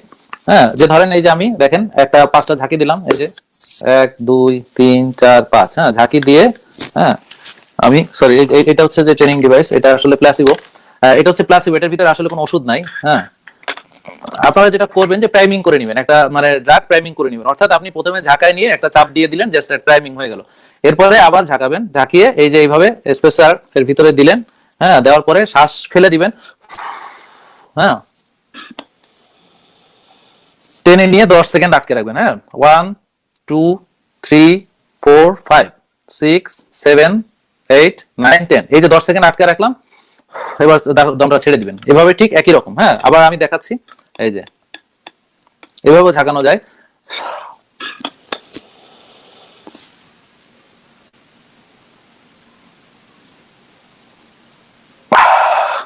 এইভাবে আপনারা নিবেন। তো এই যে রিলিভার মেডিকেশনটা কখন নেবেন? যখন আপনার কাশি থাকবে, শ্বাসকষ্ট থাকবে, যখন আপনার মনে করেন যে মনে হবে যে বুকটা চাপ দিয়ে আছে, এই ধরনের সময় আপনি রিলিভার মেডিকেশনসটা নেবেন। আর এই যে একইভাবে একই নিয়মে যে রেক্সিটল এফ অথবা ডেকোমিট অথবা ডেকোমিট প্লাস, যেটা কিনা স্মার্ট থেরাপি স্যার যেটা বললেন, অথবা ফ্লোমিস্ট এফ যেটা কিনা স্মার্ট থেরাপি যেটা স্যার বললেন। হ্যাঁ, এই যে বেক্সিটল এফ দেখেন, এটা ডোজ কাউন্টার সহ আছে, এখানে আপনি দেখতে পারবেন যে এক্স্যাক্টলি আপনার কতটা ডোজ আপনার ছিল এবং কতটা ডোজ আপনি ব্যবহার করেছেন। তা ঠিক এই নিয়মে আপনি ব্যবহার করবেন। ব্যবহার করার পরে একটু কুলি করে গড়গড়া করে মুখটা পরিষ্কার করে ফেলবেন। এখন এইটা খুবই গুরুত্বপূর্ণ যে এই যে ইনহেলারটা বা ডেকোমিট ইনহেলারটা বা ডেকোমিট প্লাস যেটা বা ফ্লোমিস্ট এফ নামে যেটা পাওয়া যায় বা এই যে বেক্সিটল এফ নামে পাওয়া যায়, এগুলো সব হচ্ছে ইনহেলার, অর্থাৎ এদেরকে বলা হচ্ছে যে প্রেসারাইজ মিটার ডোজ ইনহেলার। হ্যাঁ, pMDI, pressurise meter dose inhaler. এই ইনহেলার গুলার ব্যবহার সবগুলা একই নিয়ম, একই নিয়ম, এবং অবশ্যই আপনি স্পেসার দিয়ে ব্যবহার করবেন। এবং স্পেসারটার নাম হচ্ছে আপটেক ও স্পেসার। এটা আসলে একটা ভালভ হোল্ডিং চেম্বার। যদি আপনি সরাসরি এটা ব্যবহার করেন এবং যদি আপনার ব্যবহার সঠিক না হয়, তাহলে 1 to 2% ড্রাগও আপনার ফুসফুসে পৌঁছাবে না। আর যদি এটা সঠিকভাবে ব্যবহার করেন এবং ব্যবহার করার পরে যদি আপনি মনে করেন যে সঠিক হয়, তাও শুধু এটা ব্যবহার করলে কি হবে, হয়তো 7 to 9% বা 10% ড্রাগ আপনার লাংসে ডিপোজিশন হবে।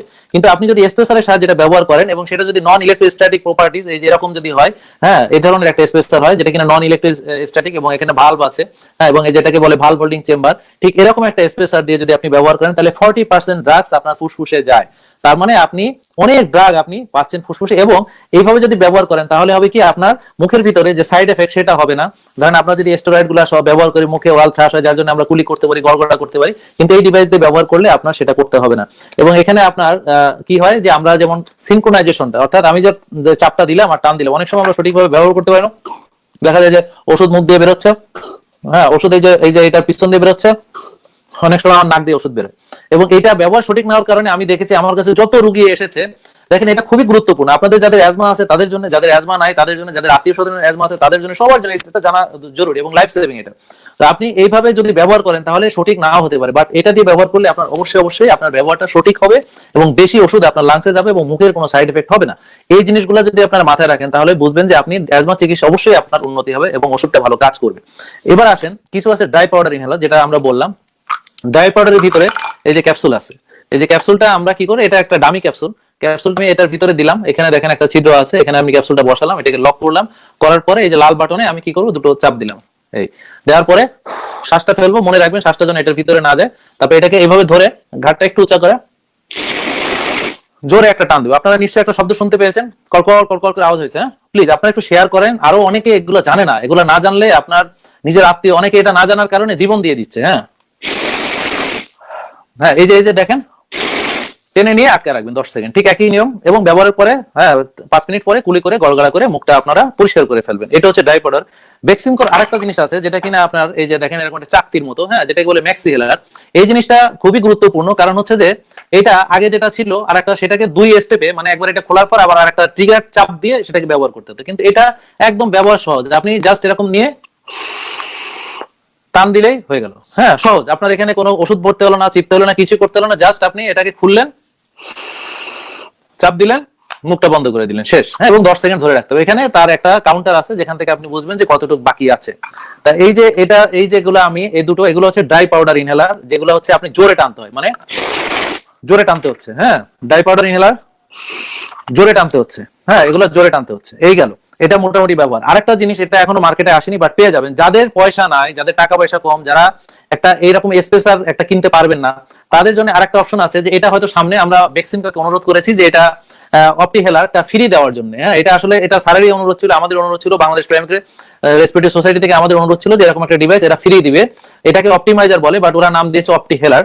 তো এটা দিয়ে আপনি ব্যবহারটা কিভাবে করবেন দেখেন, সরি এটা দিয়ে দেখাই, কারণ হচ্ছে এটা এই এটাতে ভাল্ব নাই, কিছুই নাই, এটা ফ্রি ডিভাইস একটা, কিন্তু এতে অনেক আপনি পাবেন। মোটামুটি ভাবে এটা তো আপনি 20% এর মতো ওষুধ আপনার ভেতরে যাবে। হ্যাঁ, সো আবারও দেখাচ্ছি, টানার সঙ্গে সঙ্গে কি করবেন, মানে চাপটা টানটা একই সঙ্গে দিতে হবে। ওই যে দেখেন আমি টানা শুরু সঙ্গে সঙ্গে যাও, টানা শুরু সঙ্গে সঙ্গে আমরা চাপটা দিচ্ছি, দিয়ে এটা ঘাটটা একটু উঁচা করে রাখবেন, হ্যাঁ, দিয়ে এবং এটা আপনি নিয়ে দমটা আটকে রাখবেন। ঠিক এইভাবে এটা হচ্ছে, এটাও একটা ইনহেলার এবং এটা এটা আপনি ফ্রি দিবে তারা। তো ফ্রি দিলে হবে কি যে আমরা এটা যে একটা দামি একটা জিনিস, এটা কিনতে মানে 300-400 টাকা 400 টাকা বোধহয় এটার দাম। তো এটা যে আপনার যাদের একেবারেই টাকা নেই তাদের জন্য এটা ফ্রি। তো এই বেক্সিমকোকে অনেক ধন্যবাদ, এই জিনিসটা যখন তারা ফ্রি দিবে আমি অগ্রিম থ্যাংক ইউ তাদেরকে জানালাম, যেন তারা যে এই জিনিসটা ফ্রি দিচ্ছে, এই চিন্তাটা যে করেছে যে ঠিক আছে যারা অন্তত এটা কিনতে পারবে না তারা যেন অন্তত এতটুকু একটা ডিভাইস, অনেকের এটা ক্যারি করতে অসুবিধা, তারা অন্তত এই ছোট ডিভাইসটা দিয়ে মানে টানো এবং চাপও দুটো একসঙ্গে দিতে হবে। তো একসঙ্গে তো আমরা পারি না, একটু টানটা শুরু করেই চাপটা দিব, ইনিশিয়াল দিলাম, টানটা শুরু করেই চাপটা দেব। এবং সবসময় মনে রাখবেন যে প্রতিবার চাপার আগে আমাকে ঝাঁকাতে হবে, প্রতিবার চাপার আগে আমাকে ঝাঁকাতে হবে। এবং আরেকটা জিনিস আপনারা সবসময় মনে রাখবেন যে এটা উল্টা ভাবে ব্যবহার করবেন না। দেখেন উল্টা ভাবে দিলে প্রথম চাপে বেরোবে আর ওষুধ বেরোবে না, এটা উল্টা ভাবে ব্যবহার করা যাবে না। দেখেন এখন আর বেরোচ্ছে না, আবার এইভাবে দিলেও দেখেন বেরোচ্ছে না, আবার ঝাঁকি দিলে এই এই তাহলে এটাকে নতুন কেনার পরে একটু ঝাঁকায় নিয়ে এটাকে প্রাইমিং করে নেবেন। এবং এটাকে এইভাবে ব্যবহার করতে হবে, এইভাবে নয়। হ্যাঁ, অনেকে এই ভুলটা করেন, এই ভুলটা আপনারা করবেন না। তো এই হচ্ছে মোটামুটি ডিভাইস গুলা। আর এখন কোনটা কিভাবে কাজ করে, এটা হচ্ছে আপনার প্রয়োজনে অ্যাজমাসল যেটা, এটা হচ্ছে আপনার যখন জরুরি হবে শ্বাসকষ্ট তখন। ডেক্সিটল এফ, হ্যাঁ, এটা হচ্ছে মনে করেন যে এটা অনেকগুলো সুবিধা আছে, যেমন ধরেন এটা চাইল্ড লক আছে, ধরেন আপনি মুখটা বন্ধ থাকা অবস্থায় চাপলেও এটা কাজ হবে না, এই চাপ হলে যাবে না, দেখেন এই যে মুখটা বন্ধ আছে, হ্যাঁ, চাপ হলে যাবে না, আপনি মুখটা খোলেন, হ্যাঁ দেখেন এখন চাপ দিলে ওষুধ বের হচ্ছে, এখন চাপ দিলে ওষুধ বের হচ্ছে। তো এটাকে চাইল্ড লক আছে, হ্যাঁ, এটা এই সুবিধাটা আছে। এটাতে একটা ডোজ কাউন্টার আছে, হ্যাঁ, এবং আপনি এক্স্যাক্টলি বুঝতে পারবেন যে আপনার কতটুকু ওষুধ আছে কতটুকু বাকি আছে। এবং এটাতে সুবিধা হচ্ছে এই যে একই দাম রেখেছে তারা, মানে একটা ইনহেলার, এরকম একটা ইনহেলার, হ্যাঁ, বেক্সিটলের যে দাম ঠিক ডোজ কাউন্টার সহ একই দাম, মানে তারা দাম বাড়িয়েছিল প্রথমে 100 টাকা, আমরা বলেছি ভাই আমাদের রুগীরা এত সলভেন্ট না, আপনি যদি একই দামে দিতে পারেন দেন, নাহলে আমার ডোজ কাউন্টার লাগবে না। আপনি যেটা এক্সট্রা সুবিধা দিচ্ছেন খুবই ভালো, বাট এর জন্য 100 টাকা বেশি নিচ্ছেন, এটা নেওয়া যাবে না। তারা সেটা মেনেছে, তারা একই দামে ডোজ কাউন্টার ছাড়া যে দামটা ডোজ কাউন্টার সহ একই দামে দিয়েছে, হ্যাঁ, এটা এই সুবিধাটা তারা দিয়েছে। এবং আপনি এই যে ডাইপোডার ইনহেলার গুলো দেখেন, এখন স্মার্ট থেরাপিটা একটু বলি। স্মার্ট থেরাপি স্যার যেটা বললেন যে এটা হচ্ছে একটা স্মার্ট থেরাপি, হ্যাঁ, যে ফরমেটরল যেগুলোতে আছে সেগুলো স্মার্ট থেরাপি, হ্যাঁ, এটা একটা, এটার নাম হচ্ছে ফ্লোমিস্ট এফ, এটা স্মার্ট থেরাপি, হ্যাঁ। তারপর হচ্ছে আরেকটা আছে ডেকোমিট প্লাস, এটা এখনো মার্কেটে আসেনি। ডেকোমিট প্লাস যেটা একটু আগে আপনাদেরকে দেখালাম সেটা একটা স্মার্ট থেরাপি। এগুলো হচ্ছে স্মার্ট থেরাপি। তাই যে স্মার্ট থেরাপির যে সুবিধাটা সেটা হচ্ছে যে আপনার, আপনি যখন রেগুলার বেসিসে সেটা ব্যবহার করবেন, আবার যখন আপনার শ্বাসকষ্ট হবে তখনও সেটাকে ব্যবহার করবেন। এখন আমরা আগে কি বলেছিলাম যে শ্বাসকষ্টের জন্য অ্যাজমাসল আর রেগুলার হচ্ছে এটা, হ্যাঁ। আর এখন যদি আপনাকে ফ্লোমি স্টেপ দেওয়া যায় তাহলে সুবিধাটা কি, আপনি রেগুলার ভাবে 2 চাপ করে 2 বেলা ব্যবহার করছেন, যখন শ্বাসকষ্ট হলো তখন আরো এক্সট্রা 2 চাপ, বা তখন আবার এক্সট্রা 5 চাপ প্রয়োজনে, এবং প্রতি চাপ 1 মিনিট পর পর আপনারা মনে রাখবেন যে চাপার আগে 5টা ঝাঁকি দিতে হবে, হ্যাঁ, তারপর আবার আমরা 1 মিনিট পরে আবার ঝাঁকায় আবার আমরা চাপ দিব, এই জিনিসগুলো আমরা খেয়াল রাখবেন। তো তাহলে স্মার্ট থেরাপি এখন আপাতত কি আছে, সিম্বিয়ন আছে, সেটা একটা স্মার্ট থেরাপি। তারপরে ডেকোমিট প্লাস আছে, সেটা একটা স্মার্ট থেরাপি। তারপর হচ্ছে যে এই যে সরি এটা নিচে পড়ে গেছিল, এই যে ডেকোমিট প্লাস এটা স্মার্ট থেরাপি, হ্যাঁ, এটা একটা স্মার্ট থেরাপি। সিম্বিয়ান একটা স্মার্ট থেরাপি, আর হচ্ছে ফ্লোমি স্টেপ, এগুলো হচ্ছে স্মার্ট থেরাপি, মানে যেগুলো আপনি প্রয়োজনের সময় ব্যবহার করতে পারবেন এবং রেগুলার বেসিসে ব্যবহার করতে পারবেন। তো আশা করি মোটামুটি ভাবে এই বিষয়টা আপনাদের ক্লিয়ার হয়েছে। স্যারকে আবারও আমি স্যার আমন্ত্রণ জানাবো যে স্যার আপনার সঙ্গে শেষে আরো কয়েকটা প্রশ্ন স্যার রয়ে গিয়েছে। তো স্যার আপনাকে কষ্ট দিচ্ছি আসলে, মানে আপনার যে সময়টা আমরা জানি অনেক মূল্যবান, কিন্তু স্যার আপনার যে পুরো লব্ধ জ্ঞানটা স্যার, এটা আসলে আমাদের দর্শকদের জন্য স্যার আরো গুরুত্বপূর্ণ। কারণ স্যার আপনি নিজেই বলেছেন যে আমরা যে রিসার্চ করছি, যাই করছি না কেন, সেটা ততক্ষণ পর্যন্ত কার্যকর নয় যতক্ষণ না এটার রেজাল্ট আমরা মানুষকে দিতে পারবো, সেটার বেনিফিট আমরা মানুষকে দিতে পারবো। তাহলে স্যার এই যে আপনি স্যার এতদিন ধরে স্যার এই ফিল্ডে কাজ করছেন, স্যার এবার একটা সহজ প্রশ্ন, সেটা হচ্ছে করতে গিয়ে স্যার আপনার কাছে কি মনে হয়েছে স্যার, এই যে অ্যাজমা রোগীরা কেন ভালো হচ্ছে না, শ্বাসকষ্টের রোগী কেন ভালো হচ্ছে না, সিওপিডি রোগীরা কেন উপকার পাচ্ছে না, এবং আমাদের যে চিকিৎসা ব্যবস্থা স্যার এখানে কোনো কি ত্রুটি রয়েছে, নাকি আমাদের রোগীদের ভিতরে সমস্যা, নাকি তাদের সচেতনতা কম, নাকি তাদের বোঝার জায়গা ভিন্ন, স্যার এই জায়গাগুলো স্যার আপনি একদম রিয়েল টাইম এক্সপেরিয়েন্স শেয়ার করবেন স্যার, আসলে কোথায় সমস্যা? না, আসলে সমস্যা সব জায়গায়, এবং সমস্যা মেডিকেল সায়েন্সে সমস্যা থাকবেই। কারণ আজকে যেটাকে আমি রাইট মনে করছি 2 দিন পরে দেখা যাবে যে এইটা রং ছিল, আবার নতুন কিছু আসছে, তো এই সমস্যা থাকবেই। তো মেইনলি এখন আমার বর্তমান পরিস্থিতি যেটা আমরা দেখি, যে প্রেজেন্ট সিচুয়েশনে আমাদের প্রথম কথা হলো সচেতনতা, শুধু রোগীদের মধ্যে না, ওই যে তুমি যে একটা কথা বললে যে আমাদের ডাক্তারদের মধ্যেও সচেতনতা কম আছে, যে আমরা সিওপিডি কে ভাগ করছি না। তো রোগী, ডাক্তার বা যারা হেলথ পলিসি মেকার, সবার মধ্যে সচেতনতার অভাব আছে একটা। 2 নম্বরে অ্যাজমা কন্ট্রোল না হওয়ার মেইন কারণ হলো যেটা এই সেশনটা দেখলো সবাই, যে ইনহেলার টেকনিক, এটা কিন্তু 70% লোক ওই ইনহেলার ঠিক মতো নিতে পারবে না, হ্যাঁ, সুতরাং কাজ হয় না। এটা না কাজ হওয়ার একটা ইম্পর্টেন্ট কারণ, আমি এখানে একটা কোশ্চেন দেখছিলাম দর্শকদের থেকে, যে আমার অ্যাজমা কন্ট্রোল হচ্ছে না, আমি তো ইয়ে নিচ্ছি, কি কি ওষুধ নিচ্ছি, উনি আমি দেখলাম একটু লেখা। তো আমার মনে হয় যে এখানে উত্তরটা হলো যে তার ওই ইনহেলার টেকনিকটা আবার জাজ করতে হবে, যে ইনহেলার টেকনিকটা কোনো টেকনিক ঠিক আছে কিনা, হ্যাঁ চেক করতে হবে। তারপর সে অ্যাভয়েডেন্স মেজারটা নিচ্ছে কিনা, তারপর সে রাইট ড্রাগ ইউজ করছে কিনা, তারপর তার অ্যাডারেন্স আছে কিনা।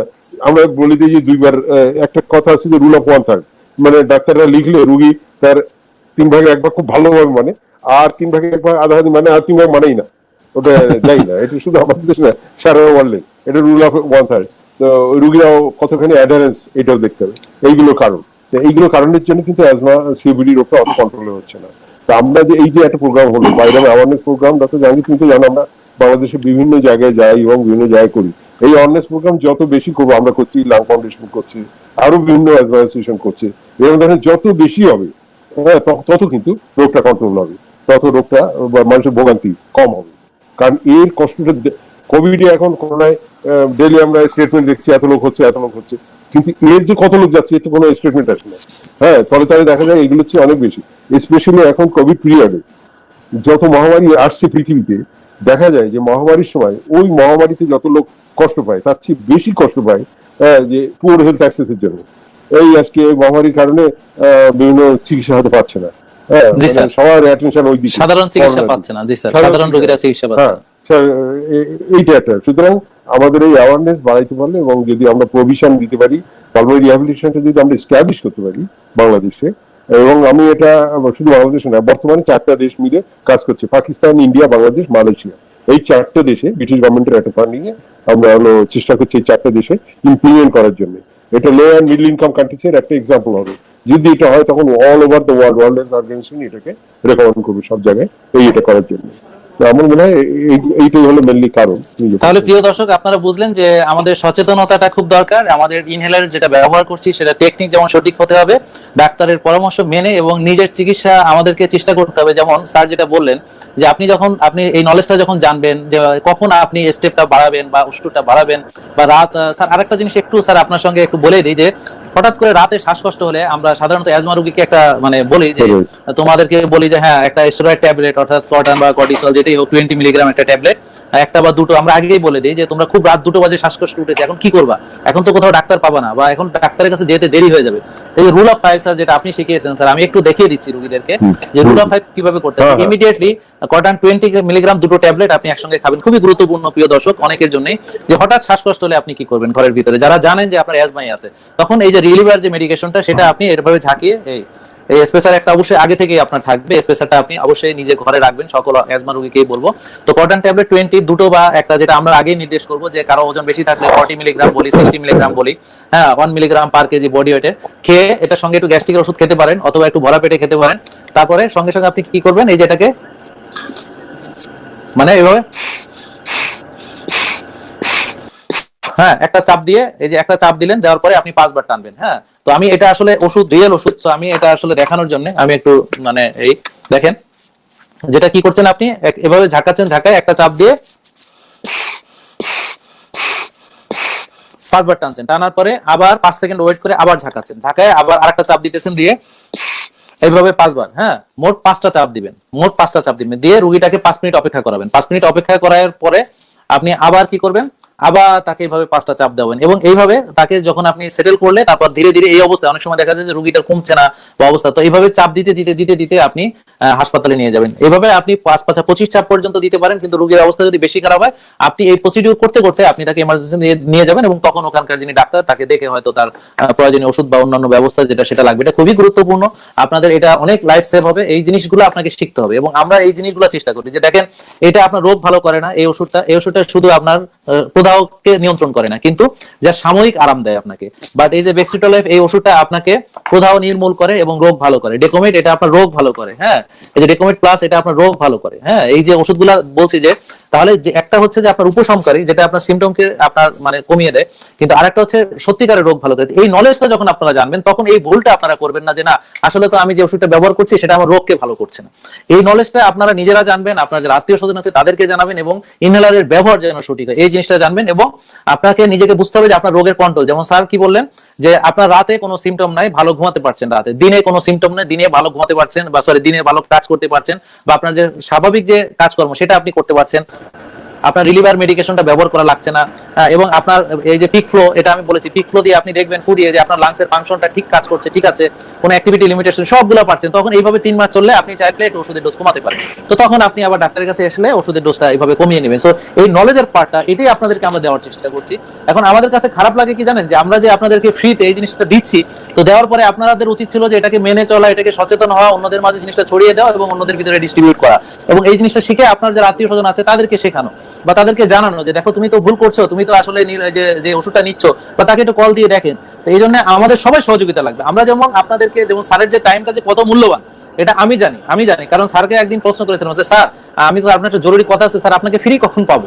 স্যার বলে যে আমি তখন ঘুমাই। হ্যাঁ, তো এখন আমি নিজে বুঝতেছি যে স্যার আপনার সেই কষ্টটা, মানে আমি ডাক্তার জাহাঙ্গীর স্যার এখন টের পাইতেছি যে এখন আমাকে অনেকেই, হ্যাঁ, যেমন স্যার ওদিন ওই যে বাগেরহাটের ডিসি সাহেব, হ্যাঁ, ওনাকে কিন্তু স্যার আমি আপনার কাছে রেফার করেছি, ওনার ওয়াইফের কিন্তু স্যার একটু প্রবলেম আছে, আমি বলছি আমার স্যারকে দেখাবেন। হ্যাঁ, তো যাই হোক, তা উনি আমাকে বলতেছে, তো কয়েকদিন ঘুরে উনি আমাকে পাইছে, তো আমি বললাম ভাই আমি যে কি অবস্থা থাকি এটা আমি আসলে বুঝাইতে পারবো না, আমার স্যার ঘুরে ঘুরে আপনার কথাটা মনে হয় যে তখন আমি ঘুমাই। বলে যে ফ্রি কখন? আমি স্যার তখন ঘুমাই আমি। হ্যাঁ, তো প্রিয় দর্শক, আপনারা প্লিজ এই জিনিসটাকে আপনারা আমলে নেবেন এবং আপনারা সচেতন। স্যার শেষে, একদম শেষে গিয়ে স্যার, ডাক্তারদের জন্য স্যার আপনি অনেক কাজ করেছেন, এবং আমার কাছে যেটা সবচেয়ে দৃষ্টি কেড়েছে সেটা হলো যে স্যার এই যে বর্তমান পরিস্থিতিতে অনেক ডাক্তাররা তাদের জেনারেল প্র্যাকটিস থেকে বিরত আছেন। তো আপনি স্যার একটা গাইডলাইন প্রণয়ন করেছেন, এটার সঙ্গে স্যার অ্যাফিলিয়েশন আছে, ইন্টারন্যাশনাল অ্যাফিলিয়েশন, আমি দেখলাম হিলারি তিনক আছেন এটার সঙ্গে, আমাদের ডক্টর নাজিম যে রিসার্চ ফেলো আইসিডিআরপি, ডক্টর নাজিম এটার সঙ্গে মানে কাজ করেছে, এবং স্যার আমাদের আমাদের যে রওশন ভাই আছেন রংপুরের, হ্যাঁ, ডক্টর রওশন আলম উনি কাজ করেছেন, এবং স্যার ইন্টারন্যাশনাল অ্যাফিলিয়েশনের সঙ্গে স্যার এই যে আপনি যে ডাক্তাররা যেন তাদের প্র্যাকটিসে কিভাবে ফিরবে এটার একটা গাইডলাইন স্যার আপনারা প্রণয়ন করেছেন। স্যার এই বিষয়ে যদি আমাদের ডাক্তারদের উদ্দেশ্যে এবং সাধারণ জনগণের উদ্দেশ্যে সচেতনতামূলক স্যার কিছু বলতেন। আচ্ছা, হ্যাঁ, অ্যাকচুয়ালি এটা একটা ইম্পর্টেন্ট জিনিস। আমি যে কথাটা বলছিলাম যে অতীতে দেখা গিয়েছে যে কোনো মহামারীতে, ওই মহামারীতে যত রোগী মারা যায় তার চেয়ে বেশি রোগী সাফার করে এবং মারা যায় হলো পুয়ার হেলথ অ্যাক্সেসের জন্য, চিকিৎসা না পেয়ে বিনা চিকিৎসায় মারা যায়। তা এখন করোনার অবস্থাতে এরকম হয়েছে, কারণ প্রত্যেকেরই ভয় আছে, আর এই করোনা রোগটা যতটা না এফেক্ট করে যাচ্ছে প্যানিক বেশি। এটা অন্য কোনো মহামারীতে এত প্যানিক হয় না, এটা প্যানিক খুব বেশি হচ্ছে মানুষের। এটা জানার জন্য নিজের সেফটি ডাক্তাররা বেশ এফেক্টেড হয়ে যাচ্ছে। অনেক ডাক্তার, একটু আগেও মেসেজ করলাম যে একটা ডক্টর উনি তার সপরিবারে করোনা পজিটিভ হয়েছে। তো এই যে ডক্টররা যাতে সেফ থাকতে পারে, সেফ প্র্যাকটিস করার জন্য, এটা আমি শুধু একা না, এডনবারা ইউনিভার্সিটির উদ্যোগে আইপিসিআরজি এবং এডনবারা ইউনিভার্সিটি এবং ওয়াং যেখানে এই করোনা ভাইরাসটা শুরু হয়েছিল ওখানকার কিছু expert, Chinese association of pulmonary rehabilitation, তাদের নিয়ে সব মিলে আমরা এই গাইডলাইনটা তৈরি করেছি। এবং এই গাইডলাইনটা আমি ডক্টর জাহাঙ্গীর, এটা তোমার এখানে আমি দিয়ে দেবো, দিলে শেয়ার করলে আমাদের যারা দর্শক আছে ইচ্ছা করলে এটা দেখতে হবে যে ডক্টররা যে কিভাবে এটা করবে। তার প্রথম কথা হলো ডক্টরের সেফটির জন্য চেম্বার চালু রাখতে হবে, চেম্বার চালু করতে হবে প্রথম কথা। এবং এখন কিছু জিনিস আছে যে টেলিমেডিসিন করতে হবে। টেলিমেডিসিন, কারণ এই করোনা কিন্তু আমাদের অনেক কিছু শিখাই দিয়ে যাচ্ছে। একটা শিখাচ্ছে যে আমাদের এটিকেট শিখাচ্ছে, একটা শিখাচ্ছে টেলিমেডিসিন। অনেক দূরে রুগী থাকে, যেমন হয়তো দেখা গেল একটা রুগী ওই খুলনায় আমাকে দেখাতে আসছে হয়তো চুয়াডাঙ্গা থেকে, তার যদি আমি রিমোট একটা কনসালটেশন করি দিয়ে আমি একবার দেখা গেল, কিন্তু পরে রিমোট কনসালটেশন যদি দাঁড়িয়ে করি তাহলে অনেক পয়সাও সেভ হলো এইসব ভাবে। এই জন্য আমি এটা করছি, কিন্তু স্যার আমি স্যার কিন্তু এটা করছি স্যার, আমি স্যার টেলিমেডিসিন করছি, আমি যথেষ্ট রোগী স্যার দেখছি, এবং রোগীদের ফিডব্যাক স্যার খুবই ভালো স্যার, মানে ফিডব্যাক খুবই ভালো সারা পৃথিবীতে। এখন টেলিমেডিসিন সারা পৃথিবীতে, এমনকি আমাদের গভর্নমেন্টের কিন্তু ডিজিএলতে একটা টেলিমেডিসিনের একটা ডিপার্টমেন্ট আছে। হ্যাঁ স্যার, জানি। হ্যাঁ, তো যাই হোক, সারা পৃথিবীতে এখন এটা চলছে। আমরা তারপরেও আমার চেম্বার খোলা রাখতে হবে। চেম্বার খোলা রাখার জন্য কিভাবে ডক্টরের সেফটি হয় এবং পেশেন্ট এখানে এসে আবার করোনা বাধাই না নিয়ে যায়, তার জন্য আমরা একটা গাইডলাইন আছে কি কি হবে। এটা আমার একা না, বিভিন্ন এক্সপার্টদের অপিনিয়নে করা হয়েছে, এবং এটা আমি এখানে তোমাকে শেয়ার করবো, দিলে তুমি হলে সবাইকে শেয়ার করলে যারা আমার ডাক্তার কলিগরা আছেন তারা এটা দেখলে আমার বিশ্বাস যে তাদের অনেক হেল্পফুল হবে। স্যার এই গাইডলাইনে স্যার আমিও আছি, এবং স্যার আমার ওখানে স্যার আছে স্যার। হ্যাঁ স্যার, আমার এখানে আছে, আমি স্যার মানে আমাদের দর্শকদের জানার উদ্দেশ্যে স্যার প্রশ্নটা স্যার এভাবে করেছি স্যার। ওটা স্যার আমিও স্যার আছি ওটার সঙ্গে, এবং আমরা স্যার ওটা দেখেছি, এবং আমরা আপনার অনুমতি নিয়ে আমরা এখন স্যার সাধারণ মানুষের মাঝে এবং ডাক্তারদের মাঝে এটা শেয়ার করে দেবো ইনশাআল্লাহ। তো প্রিয় দর্শক, আপনাদেরকে অসংখ্য ধন্যবাদ। আজকে এত রাত পর্যন্ত আপনাদেরকে রেখেছি, কিন্তু স্যারকে আসলে এভাবে আমি আর কবে পাবো নিশ্চয়তা নেই। স্যারের জন্য দোয়া করবেন, স্যারেরও কিন্তু অনেকগুলা মানে প্রবলেম নিয়ে কিন্তু স্যার কাজ করছেন, এবং স্যারকে অনেক মেজর মেডিকেল এইগুলার মাধ্যমে কিন্তু তারপরও কিন্তু স্যার তার কোনো কাজের কিন্তু বিরতি নেই। তো স্যার শেষে গিয়ে স্যার আমার দর্শকদের জন্য স্যার আপনি হ্যাঁ একটা জিনিস বোধহয় দেখাইতে আমার একটু আছে জাহাঙ্গীর, এই করোনা টাইমে সবাই যারা বিশেষ করে হাউস বাউন্ড হয়ে আছে তাদের একটু এক্সারসাইজের দরকার আছে। এক্সেলেন্ট স্যার, সবচেয়ে জরুরি যেটা সবচেয়ে জরুরি প্রিয় দর্শক আপনারা এখন দেখবেন স্যার দেখাবেন একটা এক্সারসাইজ, হ্যাঁ এটা আমাদের খুবই জরুরি স্যার। আচ্ছা মেট্রোনম বিট বলে একটা মেট্রোনম বিট বলে মেট্রোনম বিট, জি স্যার আমরা রানিং এর সময় দেই স্যার মেট্রোনম বিট, আমরা অনেক সময় 180 তে সেট করি দৌড়াই স্যার। জি স্যার মেট্রোনম বিট যেটা, তো মেট্রোনম বিট দিয়ে কিভাবে জাস্ট বাড়িতে এক জায়গায় দাঁড়িয়ে ব্যায়াম করা যায়। সবাই দেখুন, সবাই শেয়ার করুন, স্যার ব্যায়াম দেখাচ্ছে এখন। এইটা হলো এটা জাস্ট করা যাবে দুই ভাবে করা যায়, একটা হলো যে কন্টিনিউয়াস করা যাবে, আবার ইন্টারভ্যাল করা যাবে। ইন্টারভ্যালটা হলো বেশি ইফেক্টিভ। স্যারকে পুরো স্ক্রিনে দিয়ে দেওয়ার জন্য অনুরোধ করছি, আমাকে একটু ছোট করে দিন। না মেট্রোনম বিট বের করো, মেট্রোনম বিট বের করো।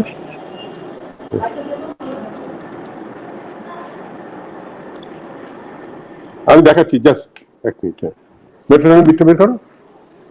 হ্যাঁ আরো বেশি দেখো বাড়া হয়ে যাও, সাউন্ড দাও।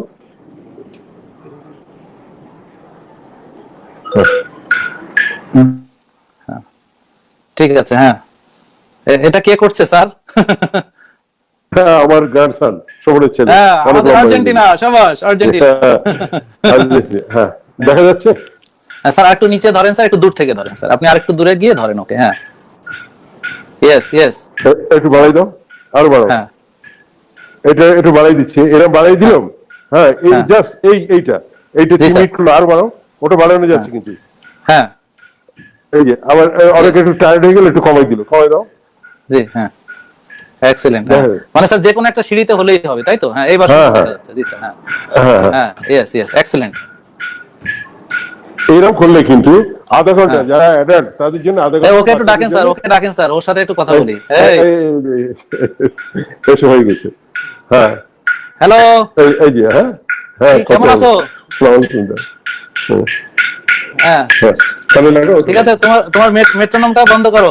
হ্যালো হ্যালো কেমন আছো? ভালো ভালো আছো না? থ্যাংক ইউ, তোমাকে অনেক ধন্যবাদ যে তুমি আমাদেরকে দেখালে। হ্যাঁ এটা অনেক ধন্যবাদ তোমাকে। ঠিক আছে ঠিক আছে হ্যাঁ টেবিল বন্ধ করে দাও। হ্যাঁ ওয়েলকাম একটু বন্ধ করো। হ্যাঁ দেখুন জানি স্যার। এখন স্যার এখানে এই যে যারা হার্টের রোগীরা আছে বা যাদের মনে করেন হার্টে রিং টিং লাগানো আছে স্যার, ওরা না না এটা করবে, তারা ওখানে অনেক বিট কম আছে, খুব স্লো বিট আছে, তাদেরও আরো এভরিডে রিং পরানো বা আমার তো বাইপাস করা। হ্যাঁ এদেরকে রেগুলার করতে হবে। আমি এটা করি আমি 100 দিয়ে করি, 120 পর্যন্ত করি, আর তারা 50 করবে, 40 করবে, যতক্ষণ টলারেট সিম্পটম লিমিটেড। মানে যে স্যার এই যে মেট্রোনম বিটটা স্যার আমি কিন্তু মানে নামিয়েছিলাম, কারণ আমার কাছে একটা অ্যাপস আছে। তো এটা কি স্যার আপনি কোন স্পেশাল অ্যাপস ব্যবহার করছেন? তাহলে দর্শক না না ওই অ্যাপসটাই, এটা নরমালি এটা ফ্রি ডাউনলোড একটা অ্যাপ। ফ্রি হ্যাঁ জি জি ফ্রি ডাউনলোড, ওটা নিলে ওর মধ্যে বিট অনেক স্লো আছে, আবার অনেক ফাস্ট আছে। ওটা যাদের হাতে রিং পরানো তারা স্লো দিয়ে যাবে। স্যার আমরা যেটা করি স্যার এই যে আমরা যখন দৌড়াই স্যার, তখন আমরা মানে খুব স্পিডে দৌড়ানোর সময় আমরা স্যার কি করি যে ছোট ছোট স্টেপে মানে পাটা জোরে জোরে দৌড়াই, এতে করে আমার বডির উপরে প্রেসারটা কম পড়ে, হার্ট রেটটাও বেড়ে যায় দ্রুত।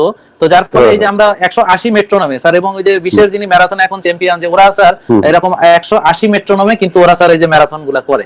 তো এখানে যারা হার্টের রোগী আছেন স্যার নিজেও কিন্তু স্যারের বাইপাস করা, হ্যাঁ এবং তারপরে কিন্তু স্যার এটা করছেন। তো আপনাদের জন্য অ্যাক্টিভ থাকতেই হবে। হ্যাঁ তো এই জন্য আপনারা স্লো বিটে করবেন, হয়তো 50 তে করবেন, 40 তে করবেন, যেটাতে আপনার কমফোর্টেবল, এবং বিশ্রাম নিয়ে করবেন।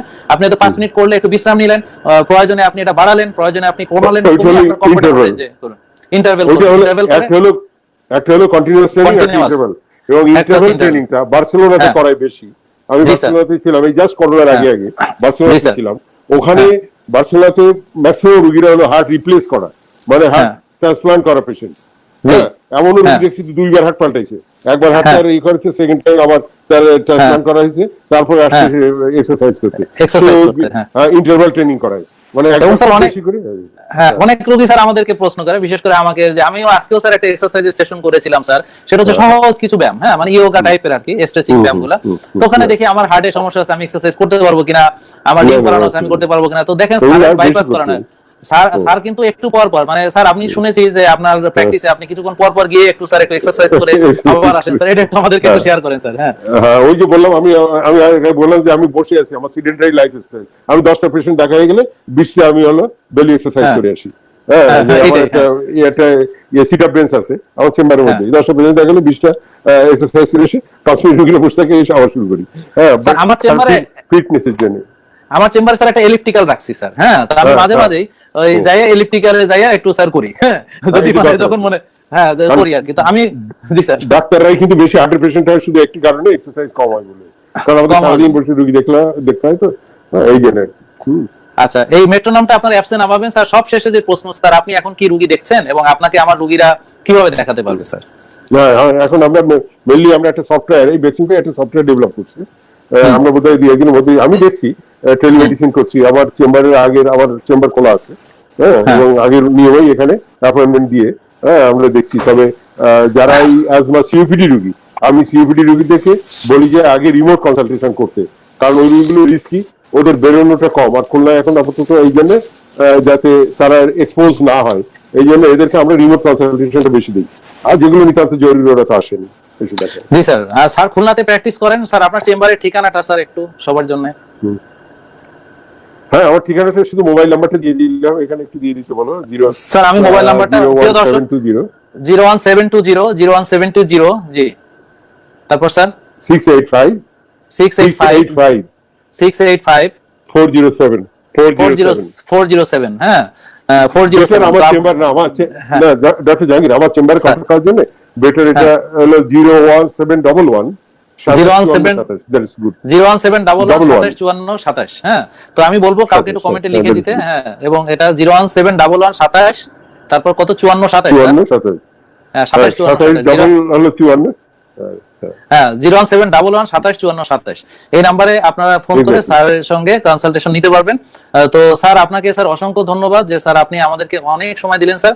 তো আমরা শেষে আসি এটাই বলতে পারি যে আপনারা সচেতন হন, আপনারা ফুসফুসের যত্নের জন্য নিয়মিত ব্যায়াম করুন, আপনারা স্বাস্থ্যবিধিগুলো মেনে চলুন, অর্থাৎ যে আপনার মাস্ক পরার কথা বলা হচ্ছে, হাত ধোয়ার কথা বলা হচ্ছে, এবং সোশ্যাল ডিস্টেন্স মেনটেন করার কথা যেটা বলা হচ্ছে, এবং আইসোলেশনে থাকা বা কোয়ারেন্টাইনে থাকা, বিশেষ করে যারা বেশি শ্বাসরোগে আক্রান্ত, যাদের কিছুদিন পর পর, এবং আপনারা নিয়মিত ভ্যাকসিন নেবেন। ফ্লু ভ্যাকসিন প্রতি বছর একবার করে নেবেন, এবং নিমো ভ্যাকসিনটা 5 বছর পর পর, বিশেষ করে যারা সিওপিডি রোগী আছেন তারা নেবেন। হ্যাঁ, ভ্যাকসিন নিলে হয়তো আপনি আসলে করোনা থেকে বাঁচবেন না, বাট আপনি এই সময় ফ্লু হওয়া থেকে বাঁচবেন। এই সময় ফ্লু হলে আপনার অ্যাটাক হতে পারে, তো অ্যাটাক হলে আপনি আবার চিকিৎসা পেতে সমস্যা হতে পারে। সেই জন্য আপনারা সুস্থ খাবার গ্রহণ করুন, বিশ্রাম নিন, পর্যাপ্ত যোগা করুন, মেডিটেশন করুন, এবং আপনার মানসিক প্রশান্তির জন্য চেষ্টা করুন, ভালো করে ঘুমান। সব কিছু যদি আপনি সঠিকভাবে আপনারা করতে পারেন, আশা করি যে আপনারা এই বর্তমান সিচুয়েশনে আপনারা সার্ভাইভ করে যাবেন। তো এই আশা ব্যক্ত করে স্যার আপনাকে অসংখ্য ধন্যবাদ জানিয়ে, আমাদের মাঝে আসা বেক্সিমকোকে ধন্যবাদ জানিয়ে যে তারা এত সুন্দর আমাদেরকে যে এই সুযোগ করে দিল, এটার জন্য সবাইকে ধন্যবাদ জানিয়ে বিদায় নিচ্ছি। প্রিয় দর্শক, সাথে থাকবেন, সুস্থ থাকবেন ততক্ষণ পর্যন্ত। আসসালামু আলাইকুম ওয়া রাহমাতুল্লাহি ওয়া বারাকাতুহু।